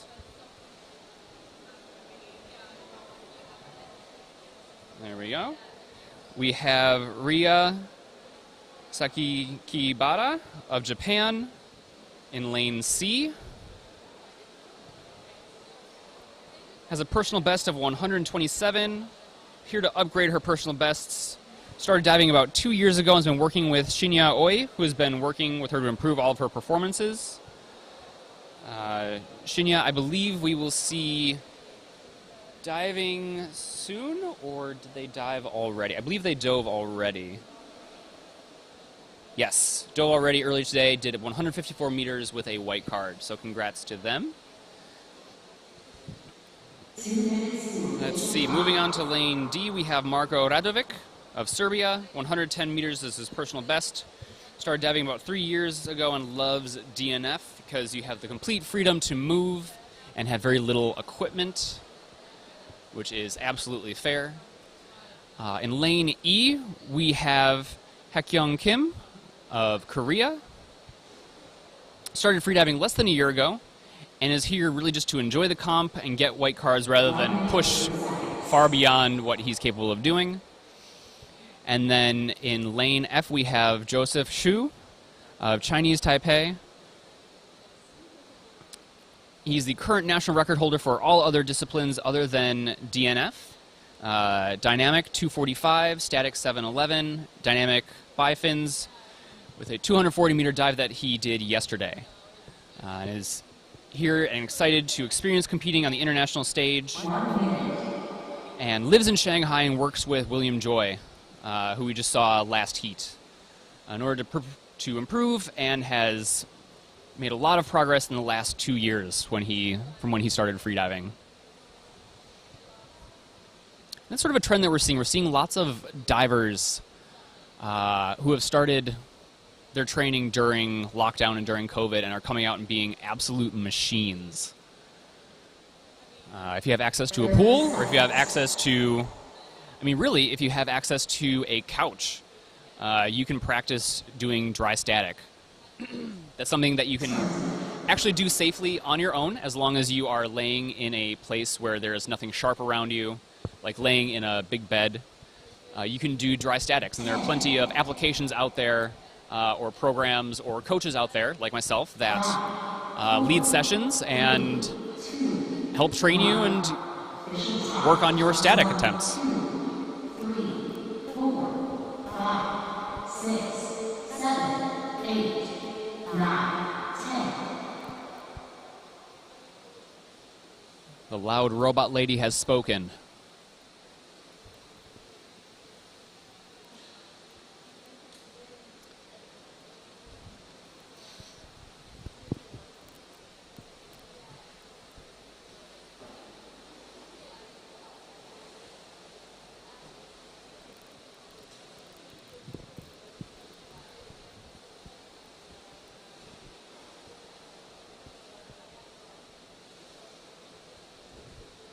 As we said before, this pool is 50 meters long, and there is a bit of an incline from about 25 meters to 35 meters along the distance. It goes from 2.8 meters to about 1.8 meters.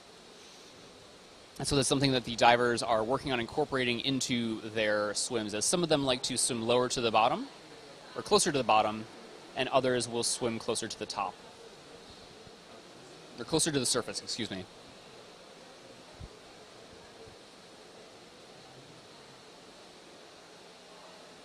Okay, divers are turning off the wall, moving towards the 100-meter mark.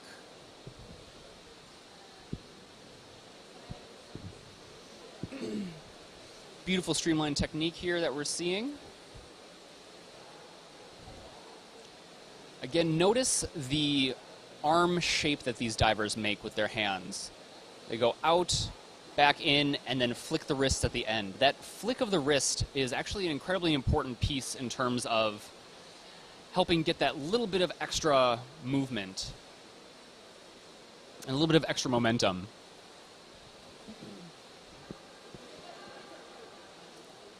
As we said a few times, this is a discipline where there are many, many areas where you can make little subtle changes that will have a big improvement on your dive.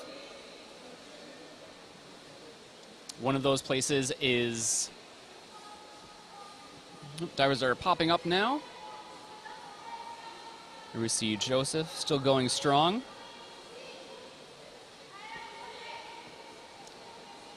Some of those places where we can improve are pointing the toes at the end of a kick, flicking the wrists at the end of the arm pull, keeping our arms nice and in when we are reloading those arms, keeping ourselves in that water vortex as...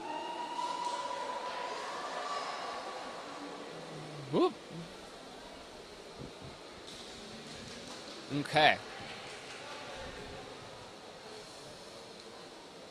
So it looks like Hakyum Kim is being supported by the safety divers. Joseph is up and looking good. You can see one of our underwater photographers there.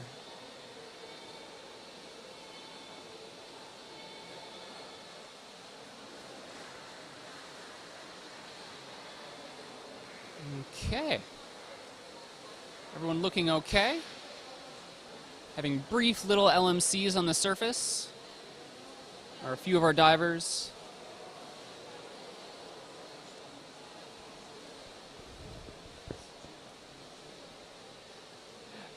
Like we've talked about before, an LMC is something that is sort of an interim phase between being conscious and being blacked out. That's why we can oftentimes see the telltale signs of an LMC being a little bit of bouncing around of the head or of the muscles. And that's sort of the body having muscle rigidity and then losing it, and then having muscle rigidity and then losing it. When that happens, divers and safety divers are supporting our divers to make sure that their airways are out of the water. They're blowing across their face. And as we've said before, there are receptors in our cheeks that actually tell us subconsciously when we are out of the water. And in that instance, our body knows that it is safe to breathe and will begin to do so on its own. 9 times out of 10 it will. If not, the safeties are there to give rescue breaths, and if that doesn't work, then going to support them with oxygen and elevate up the medical chain. As I've said, 9 times out of 10, a diver very quickly comes back, especially from an LMC, with just a little bit of breathing across the face, letting the body know that it's in a safe place to start breathing again. And again, this is why it's so important to dive with a buddy, and especially a trained buddy who actually knows how to support you in the event of a hypoxic event. And one of the best ways to do that is to take a freediving course.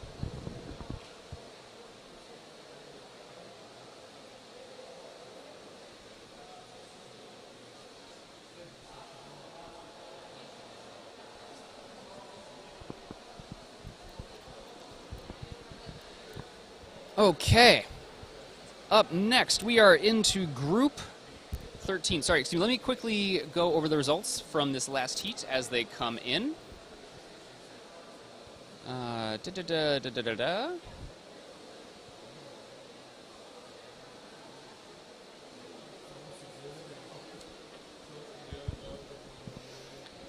So we have Zhangyu Li, 93 meters white card. Lawrence Gugen of France, 109 meters white card.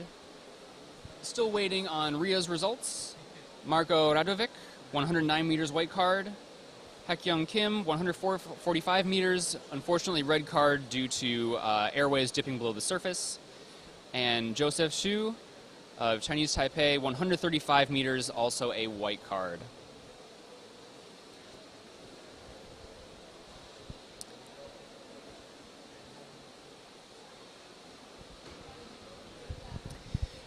In our next group, Group 13, after this one, 2 groups remaining. In Lane A, we have David Spitz Ellings, of Sweden. In Lane B, we have Daniil Edrev of Bulgaria, who is the current national record holder in dynamic no-fins with a 177-meter dive. We have in Lane C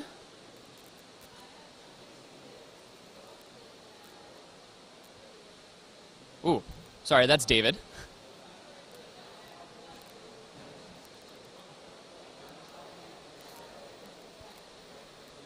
Again, Lane B, Daniil Edrev of Bulgaria. There we go.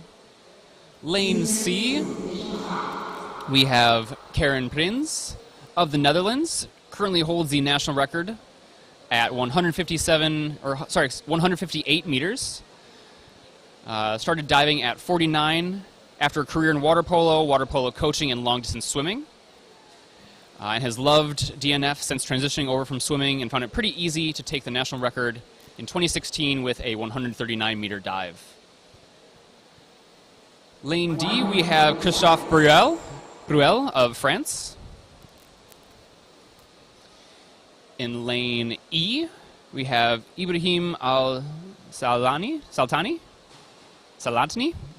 of Oman. Name always gets me. His goal is to place records in all disciplines and compete for the medal in this competition. We see now in Lane F, Kateryna Sadurskaya of Ukraine. Currently holds all other records for Ukraine with 176 in dynamic, 613 static, 216 dynamic bifin set yesterday after beating her old record of 160. Has been living in Egypt for the last few months due to the war. And comes from a synchronized swimming background where she was part of the Olympic team in 2016 that missed out on the podium by less than 1 point, getting 4th place. 30 seconds.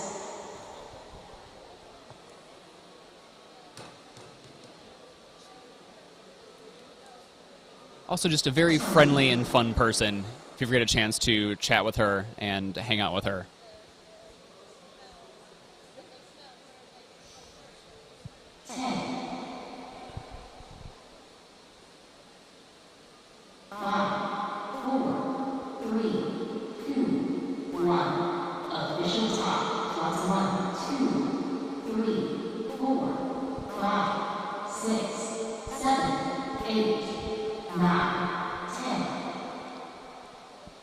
And we begin.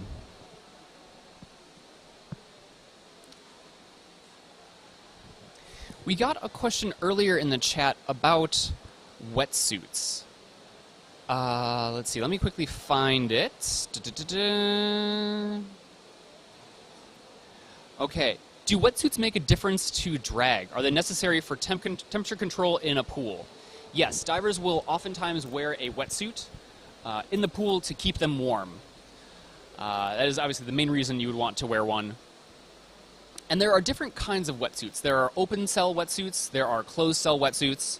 Closed cell meaning that there is a layer of fabric on the outside, and open cell, smooth skin, meaning that it's basically just the neoprene rubber, which is very, very smooth and very slick. It's sort of like, you can sort of think of it as the difference between swimming in the water with a tight t-shirt on versus wearing a swim cap or something.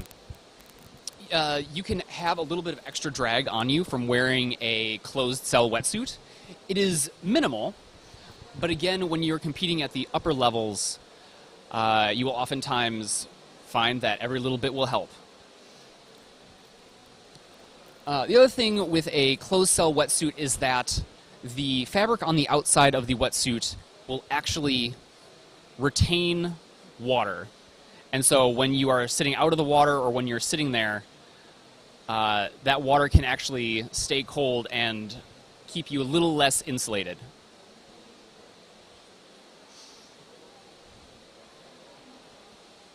But again, ultimately it's up to the diver to decide what they want to wear. Okay, we're coming off the wall at 100 meters.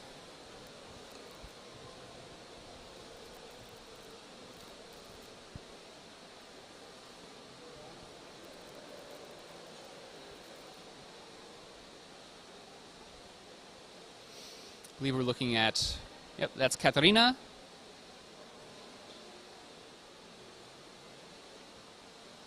Beautiful technique, staying nice and streamlined.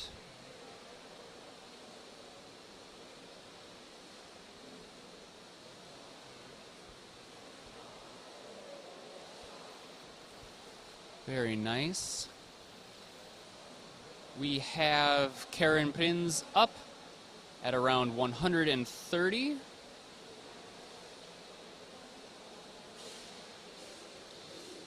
David is up. Whoop. David is up and being supported by the safeties, giving strong recovery breaths. Also a bit of a smile on his face. Daniel is up now at 150. We see Kateryna up at around, I believe, 100 and maybe 50. Oops, sorry, no, Kateryna is still up. I'm looking at Ibrahim, who is at roughly 155. Kateryna is up at just about 170.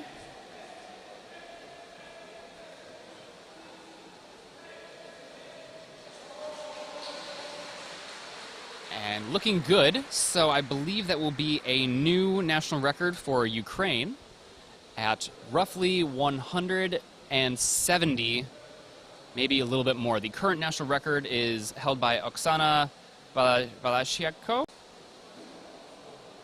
And a white card. So that's a new national record for Ukraine, roughly around 170 meters, maybe 172. Beautiful dive, making it look absolutely easy. If you've ever tried dynamic no fins, you know that these distances are pretty beefy distances. And as someone who doesn't train it very often, these distances just blow my mind. Obviously, there's a lot to be said for working on relaxation and training and all of that, but even still, these distances are absolutely amazing to watch.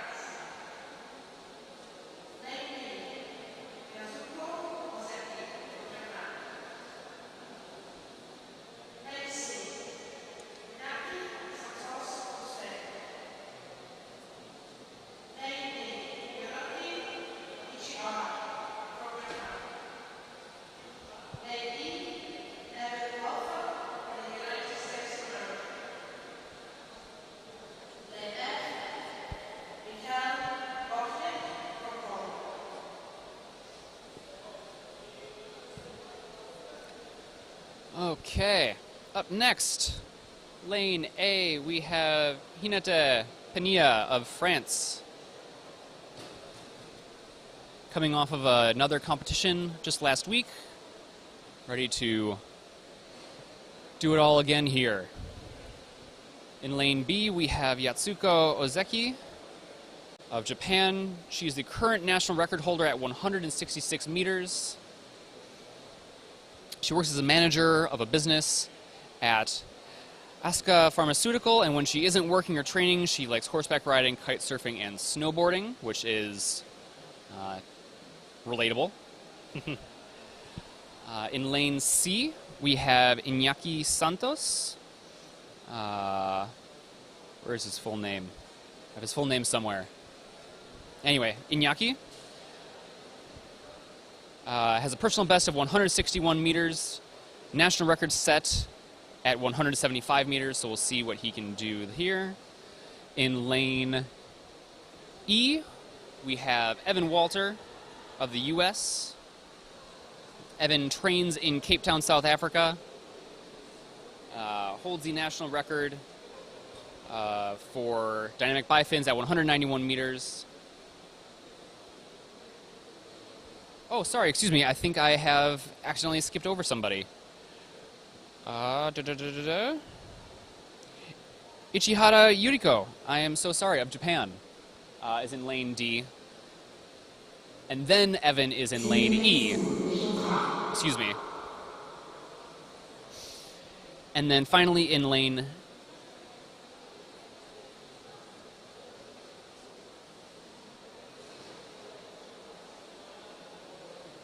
Whoop.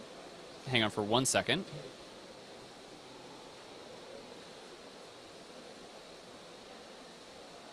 Okay, there we go. Evan, lane E. There he is. The man with the smile and the wave.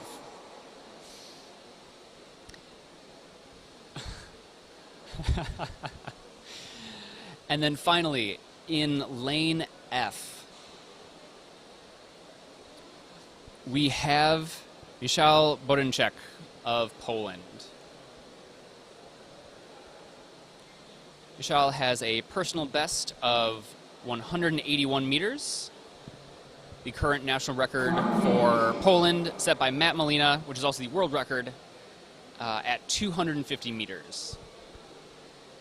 Michal says the most important part of his training has been his mental preparation and reminding himself that he is not competing against others, he's competing against himself, and he needs to listen to his body and what it has to say, which is definitely really good advice.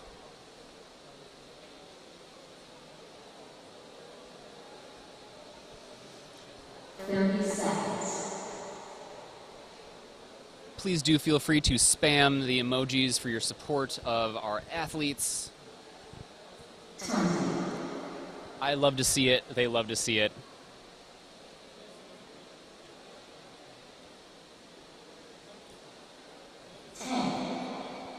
It'd also be great to hear where you guys are all watching from. So feel free to post that in the chat as well.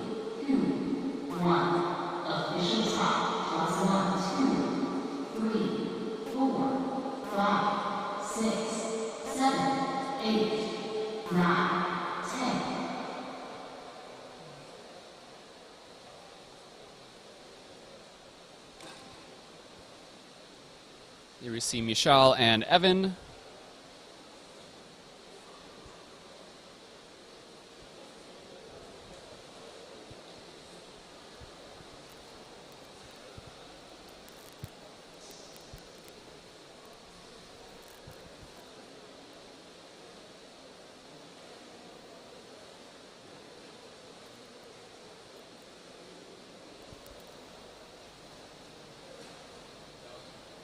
So we can see, I believe that was maybe Ishihara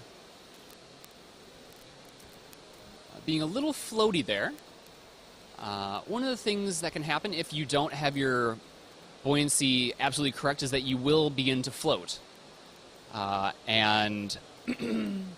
Nicholas, good to see you. One of the things that can happen is you can start to float. And as a result, you basically have to use some of your momentum, some of your energy to keep yourself moving down in the water column to stay below the surface. That is obviously not great because we want to be using all of that energy to propel ourselves forward instead. And that's why weighting is such an important component of this discipline. And really all disciplines, but particularly in this one where it's one of the slower ones for sure. We're crossing the 100-meter mark. Looks like Evan is crossing the 125-meter mark now. He did announce 125. The current national record is set by Thomas Gilmore at 153 meters. We see Iñaki is up at 100 meters.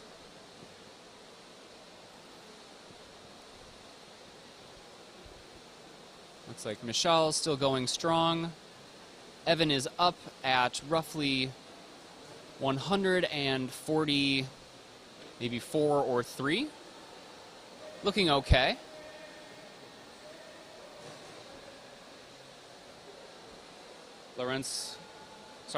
Excuse me. Yasuko is up.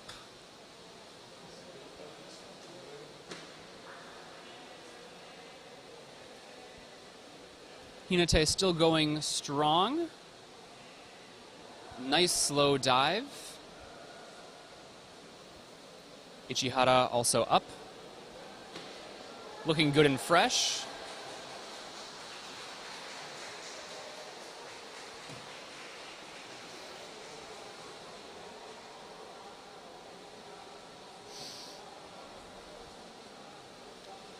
Hinatea is a bit of a slower diver.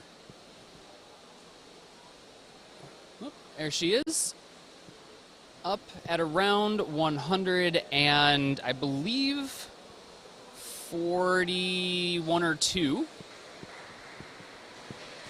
Looking nice and strong. As we said before, it doesn't matter the speed at which you complete this. What matters at the end of the day is the distance. Finally, we see Michal also up. Looking good. We have everybody giving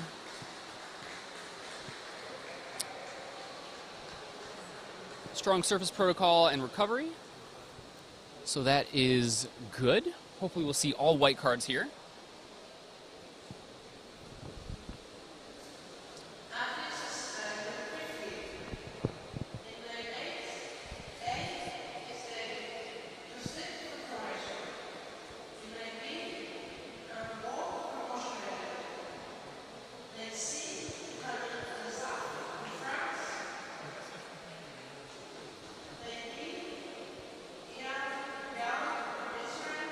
Sylvain, good to see you. Welcome back to another day of exciting diving.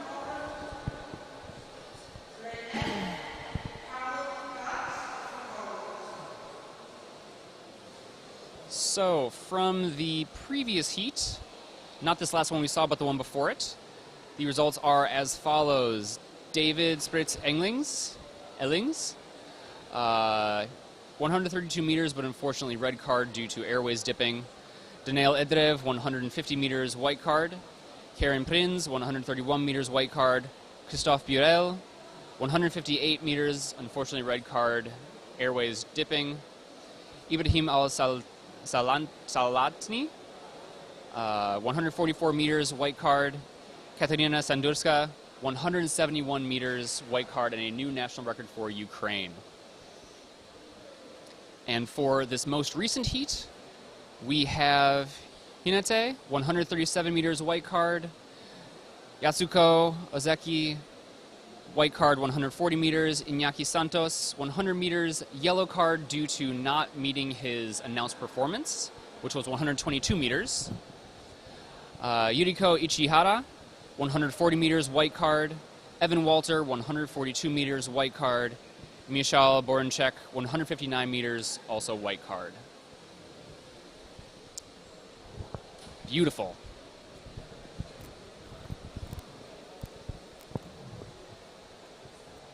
Sprinting right along, we have 6 athletes to go.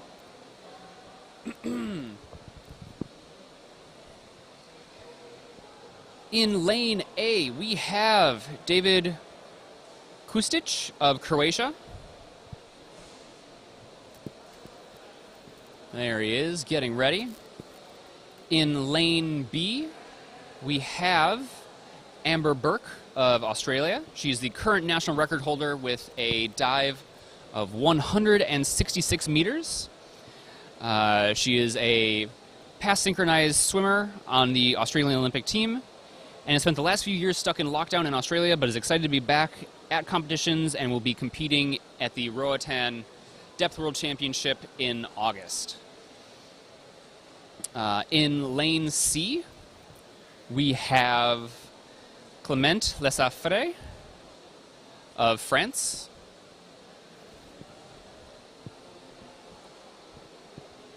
In lane D, we have Eyal Yaron of Israel. Has a current personal best of 161 meters. The national record is set at 150 meters, so we'll maybe see a new national record for Israel today. In lane E, we have Magdalena Solich-Talanda of Poland, the past world record holder at 207 meters, beaten earlier this morning by her teammate Julia Kozerska of Poland with 209. And then finally in lane E, we have Karol Karcz of Poland with a personal best of 208 meters, and he is here to beat all of his PBs and represent his country. He found freediving in around 2008 and started training then, and in 2012 he did his first competition, so he is no stranger to the competitive scene, and we'll probably see some pretty fantastic events and dives here as well.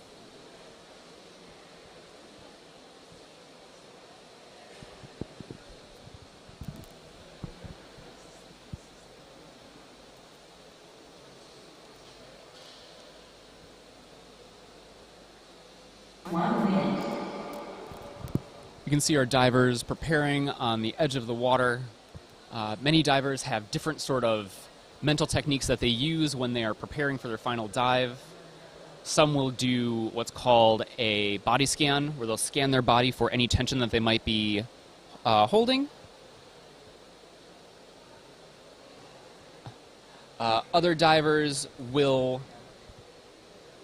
do more of a thing where they send their mind out to say hello to loved ones, or others will even try just to close off their mind and push everything out and just focus on keeping their minds clear.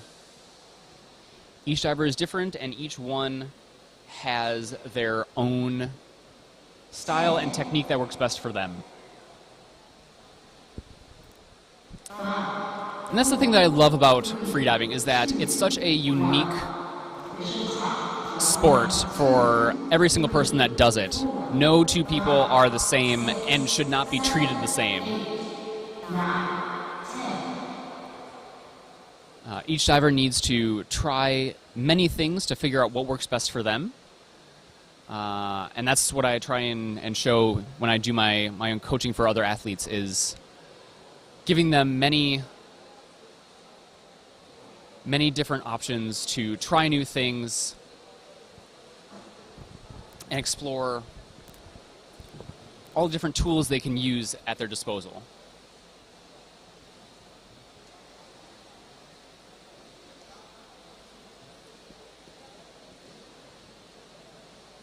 Okay, we see some of our divers moving across the screen. I believe that is Amber there.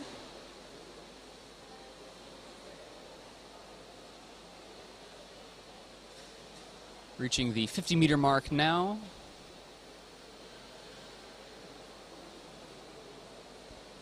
Beautiful turn off the wall.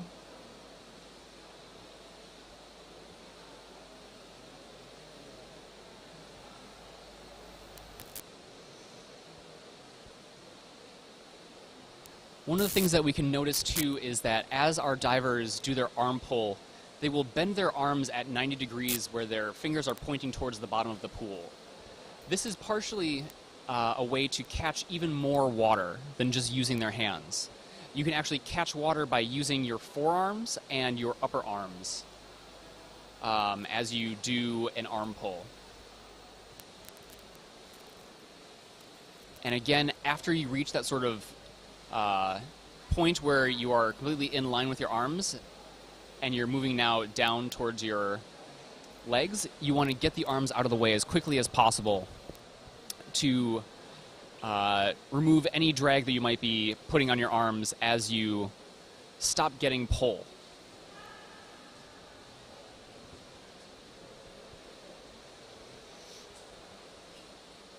Here we see Carl crossing the 125-meter mark now. You can sort of see as divers come to that 25-meter mark in the pool, that's where the pool begins to get the incline. There we go, you can see it there.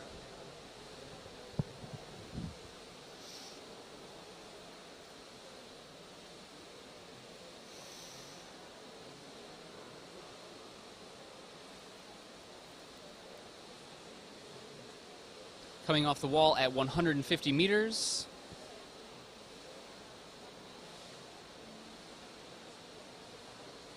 All divers are still down. Still going strong. Amber is up at roughly 145. David is up.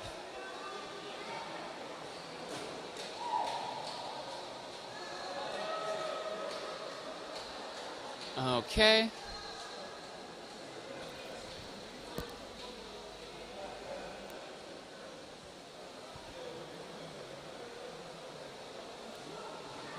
Let's see.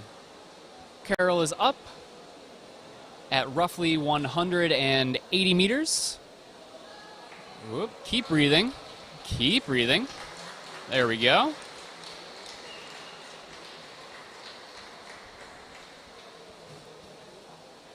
Okay. Divers are smattered around the pool. Difficult to sort of tell who made it to the wall or not, so we will wait for the results to come in. Magdalena at roughly 100 and 80. So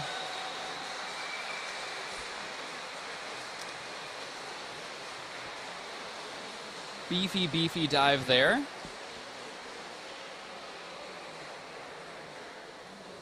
We will see what the final results are momentarily.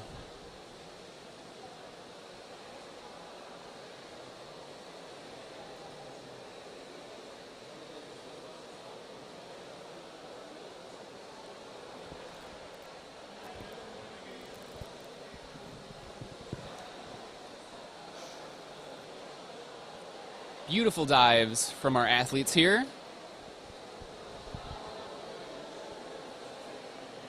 As results come in, we do have one final diver who's going in a heat of his own.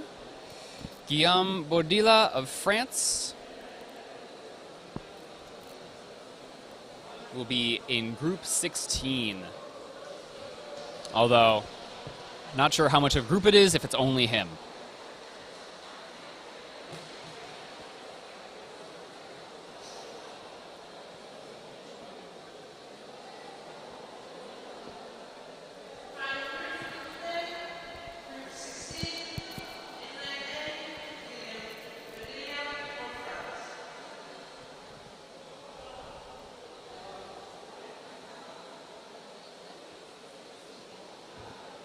Okay, results are coming in. So we have David Kustich, 176 meters, unfortunately a red card due to surface protocol. We have Amber Bourke at 144 meters, and that is a white card. We are waiting on Clement still. Eyal Yaron, 155 meters. Unfortunately, a red card due to airways dipping below the surface. Magdalena Solich-Talanda, 180 meters and a white card. Karol Karch, 185 meters and a white card. Let's refresh one more time. Okay, there we go. We have Clément Lessafre of France, 158 meters, and unfortunately also a red card due to surface protocol. Again, these are all unofficial results. The judges will look at them all and release preliminary results, which then athletes will be able to review and and then at that point protest if they so choose. After the protest period, where the judges will further review the footage, they'll bring in other footage from other cameras that are available. They will give the final ruling, and then the final results will be posted on the website. That will happen later on this evening, probably around 7 o'clock local time.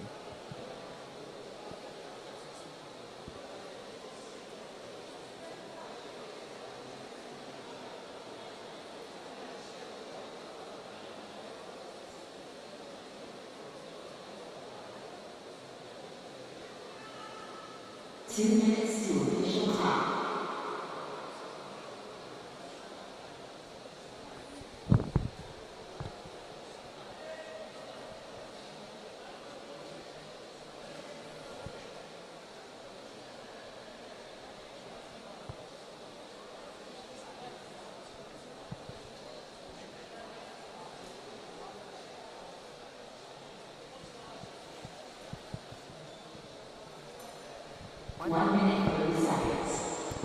Okay.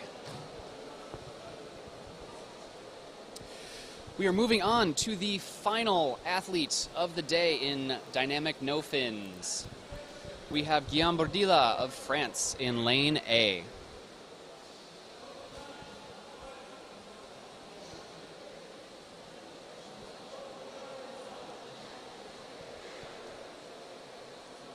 As we're counting down, just a reminder to go follow all of our sponsors, all of the event sponsors, the Burgas Municipality, Double K, Octopus, B Water Monofins, Acer, Sunto, Dive Tech, and Molchanovs. All doing a lot to support this event, all making it possible. Thank you so much to them for all of their support. Go check them out on social media. Also, go check out all of our athletes on their social media accounts. Really goes a long way to support them, makes them more attractive to sponsors, which means they can spend more time actually training, which means more national records, more world records, and more competitions for you guys watching at home.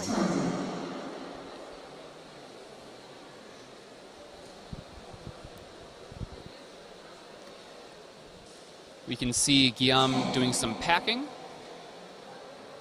That is an advanced technique used by freedivers to add more air into their lungs.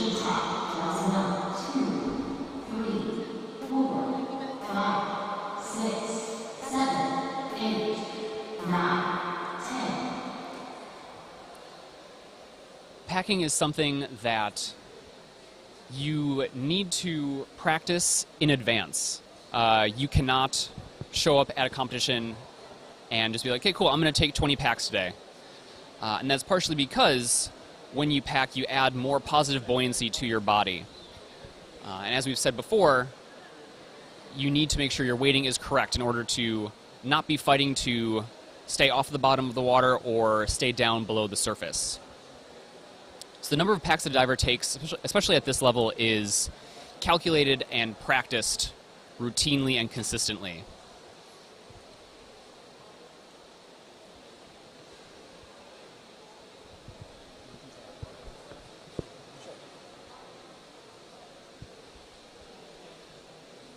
Okay, beautiful slow technique here from Guillaume. Nice pointed toes, reaching the wall, and turning. It's 50 meters.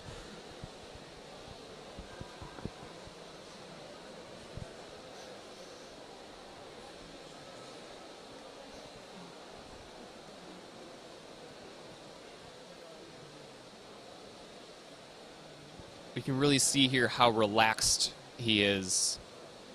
You can again also notice too that as he reloads his arms, his body does slow down a little bit. With relaxation being a big part of Guillaume's diving style, this is not surprising.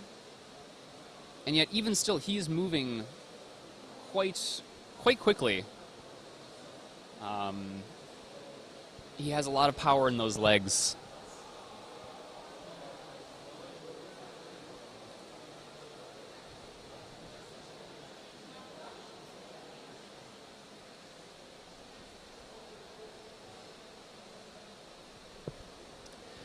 Off the wall, past 100 meters now.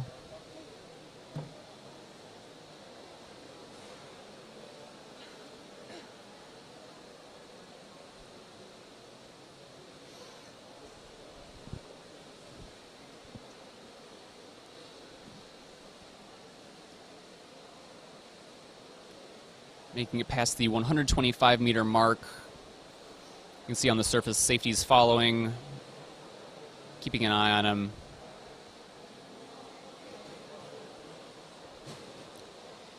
If we can, while we're watching, let's try and look for some contractions. Contractions are what happens as CO2 builds up in the lungs. And it's basically the body's response to try and get you to exhale that CO2.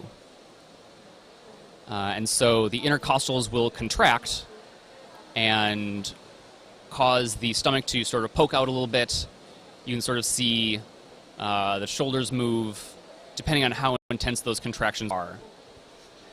Past 150 meters, still going strong. We are at about roughly 3.5 minutes of dive time, according to my watch, which could be a little wrong, but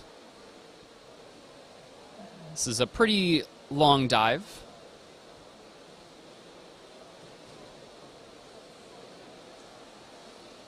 At this point, definitely getting some lactic acid building up in the legs. Again, feeling very similar to what it feels like to run for a very long time. Feel that tightness, feel that intensity. Coming up at roughly 185, nope, probably 190. Nice strong surface protocol. Staying up high out of the water.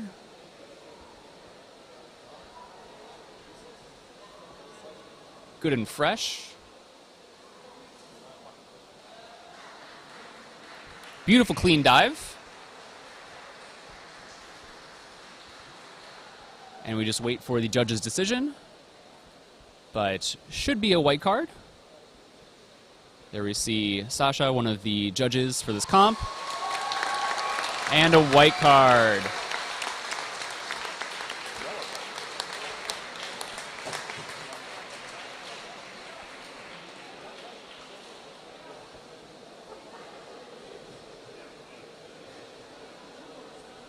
Okay. You need just What? white or yellow?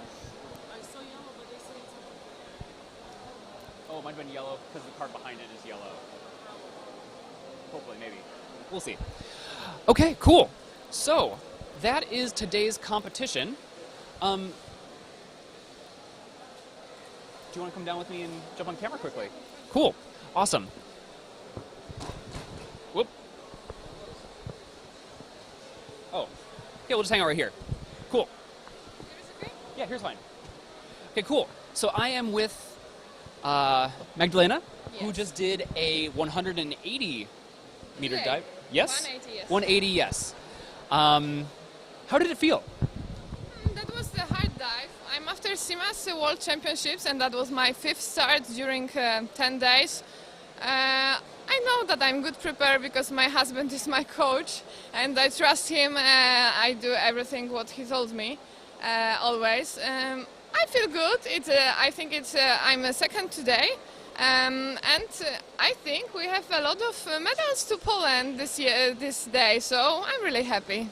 Yeah, Poland has been showing up hard this year. Lots of amazing dives, lots of PBs as well, I think. Yes.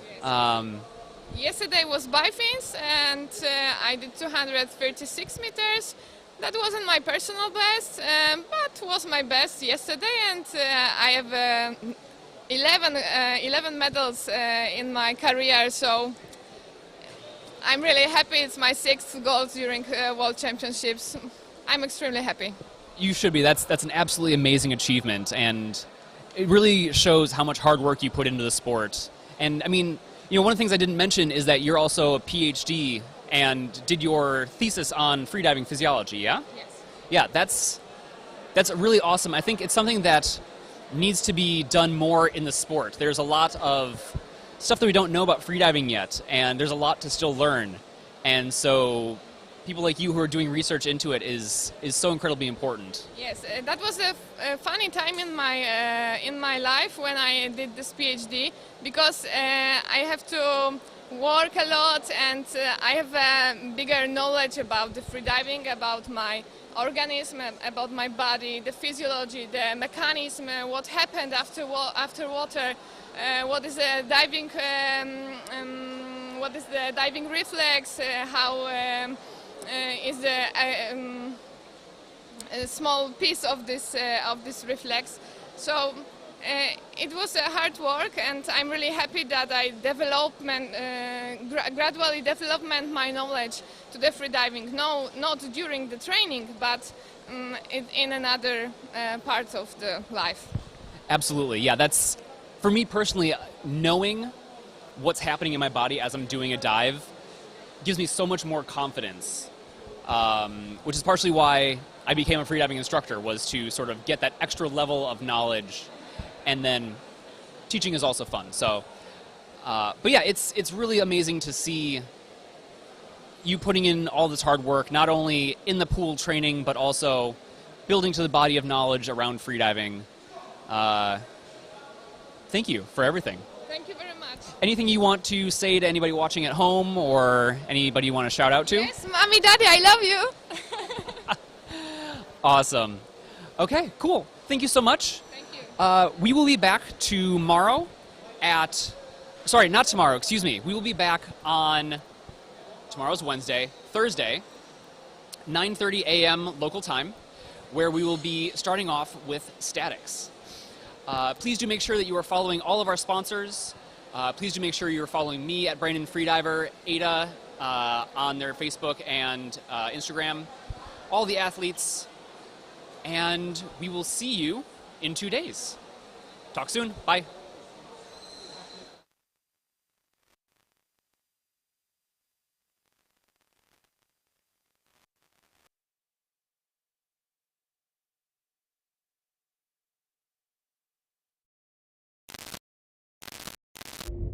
Double K is a manufacturer of premium diving equipment in Korea, a vibrant and creative country. At Double K, we focus on constant research to develop innovative and comfortable products to enhance the experience of diving for our customers.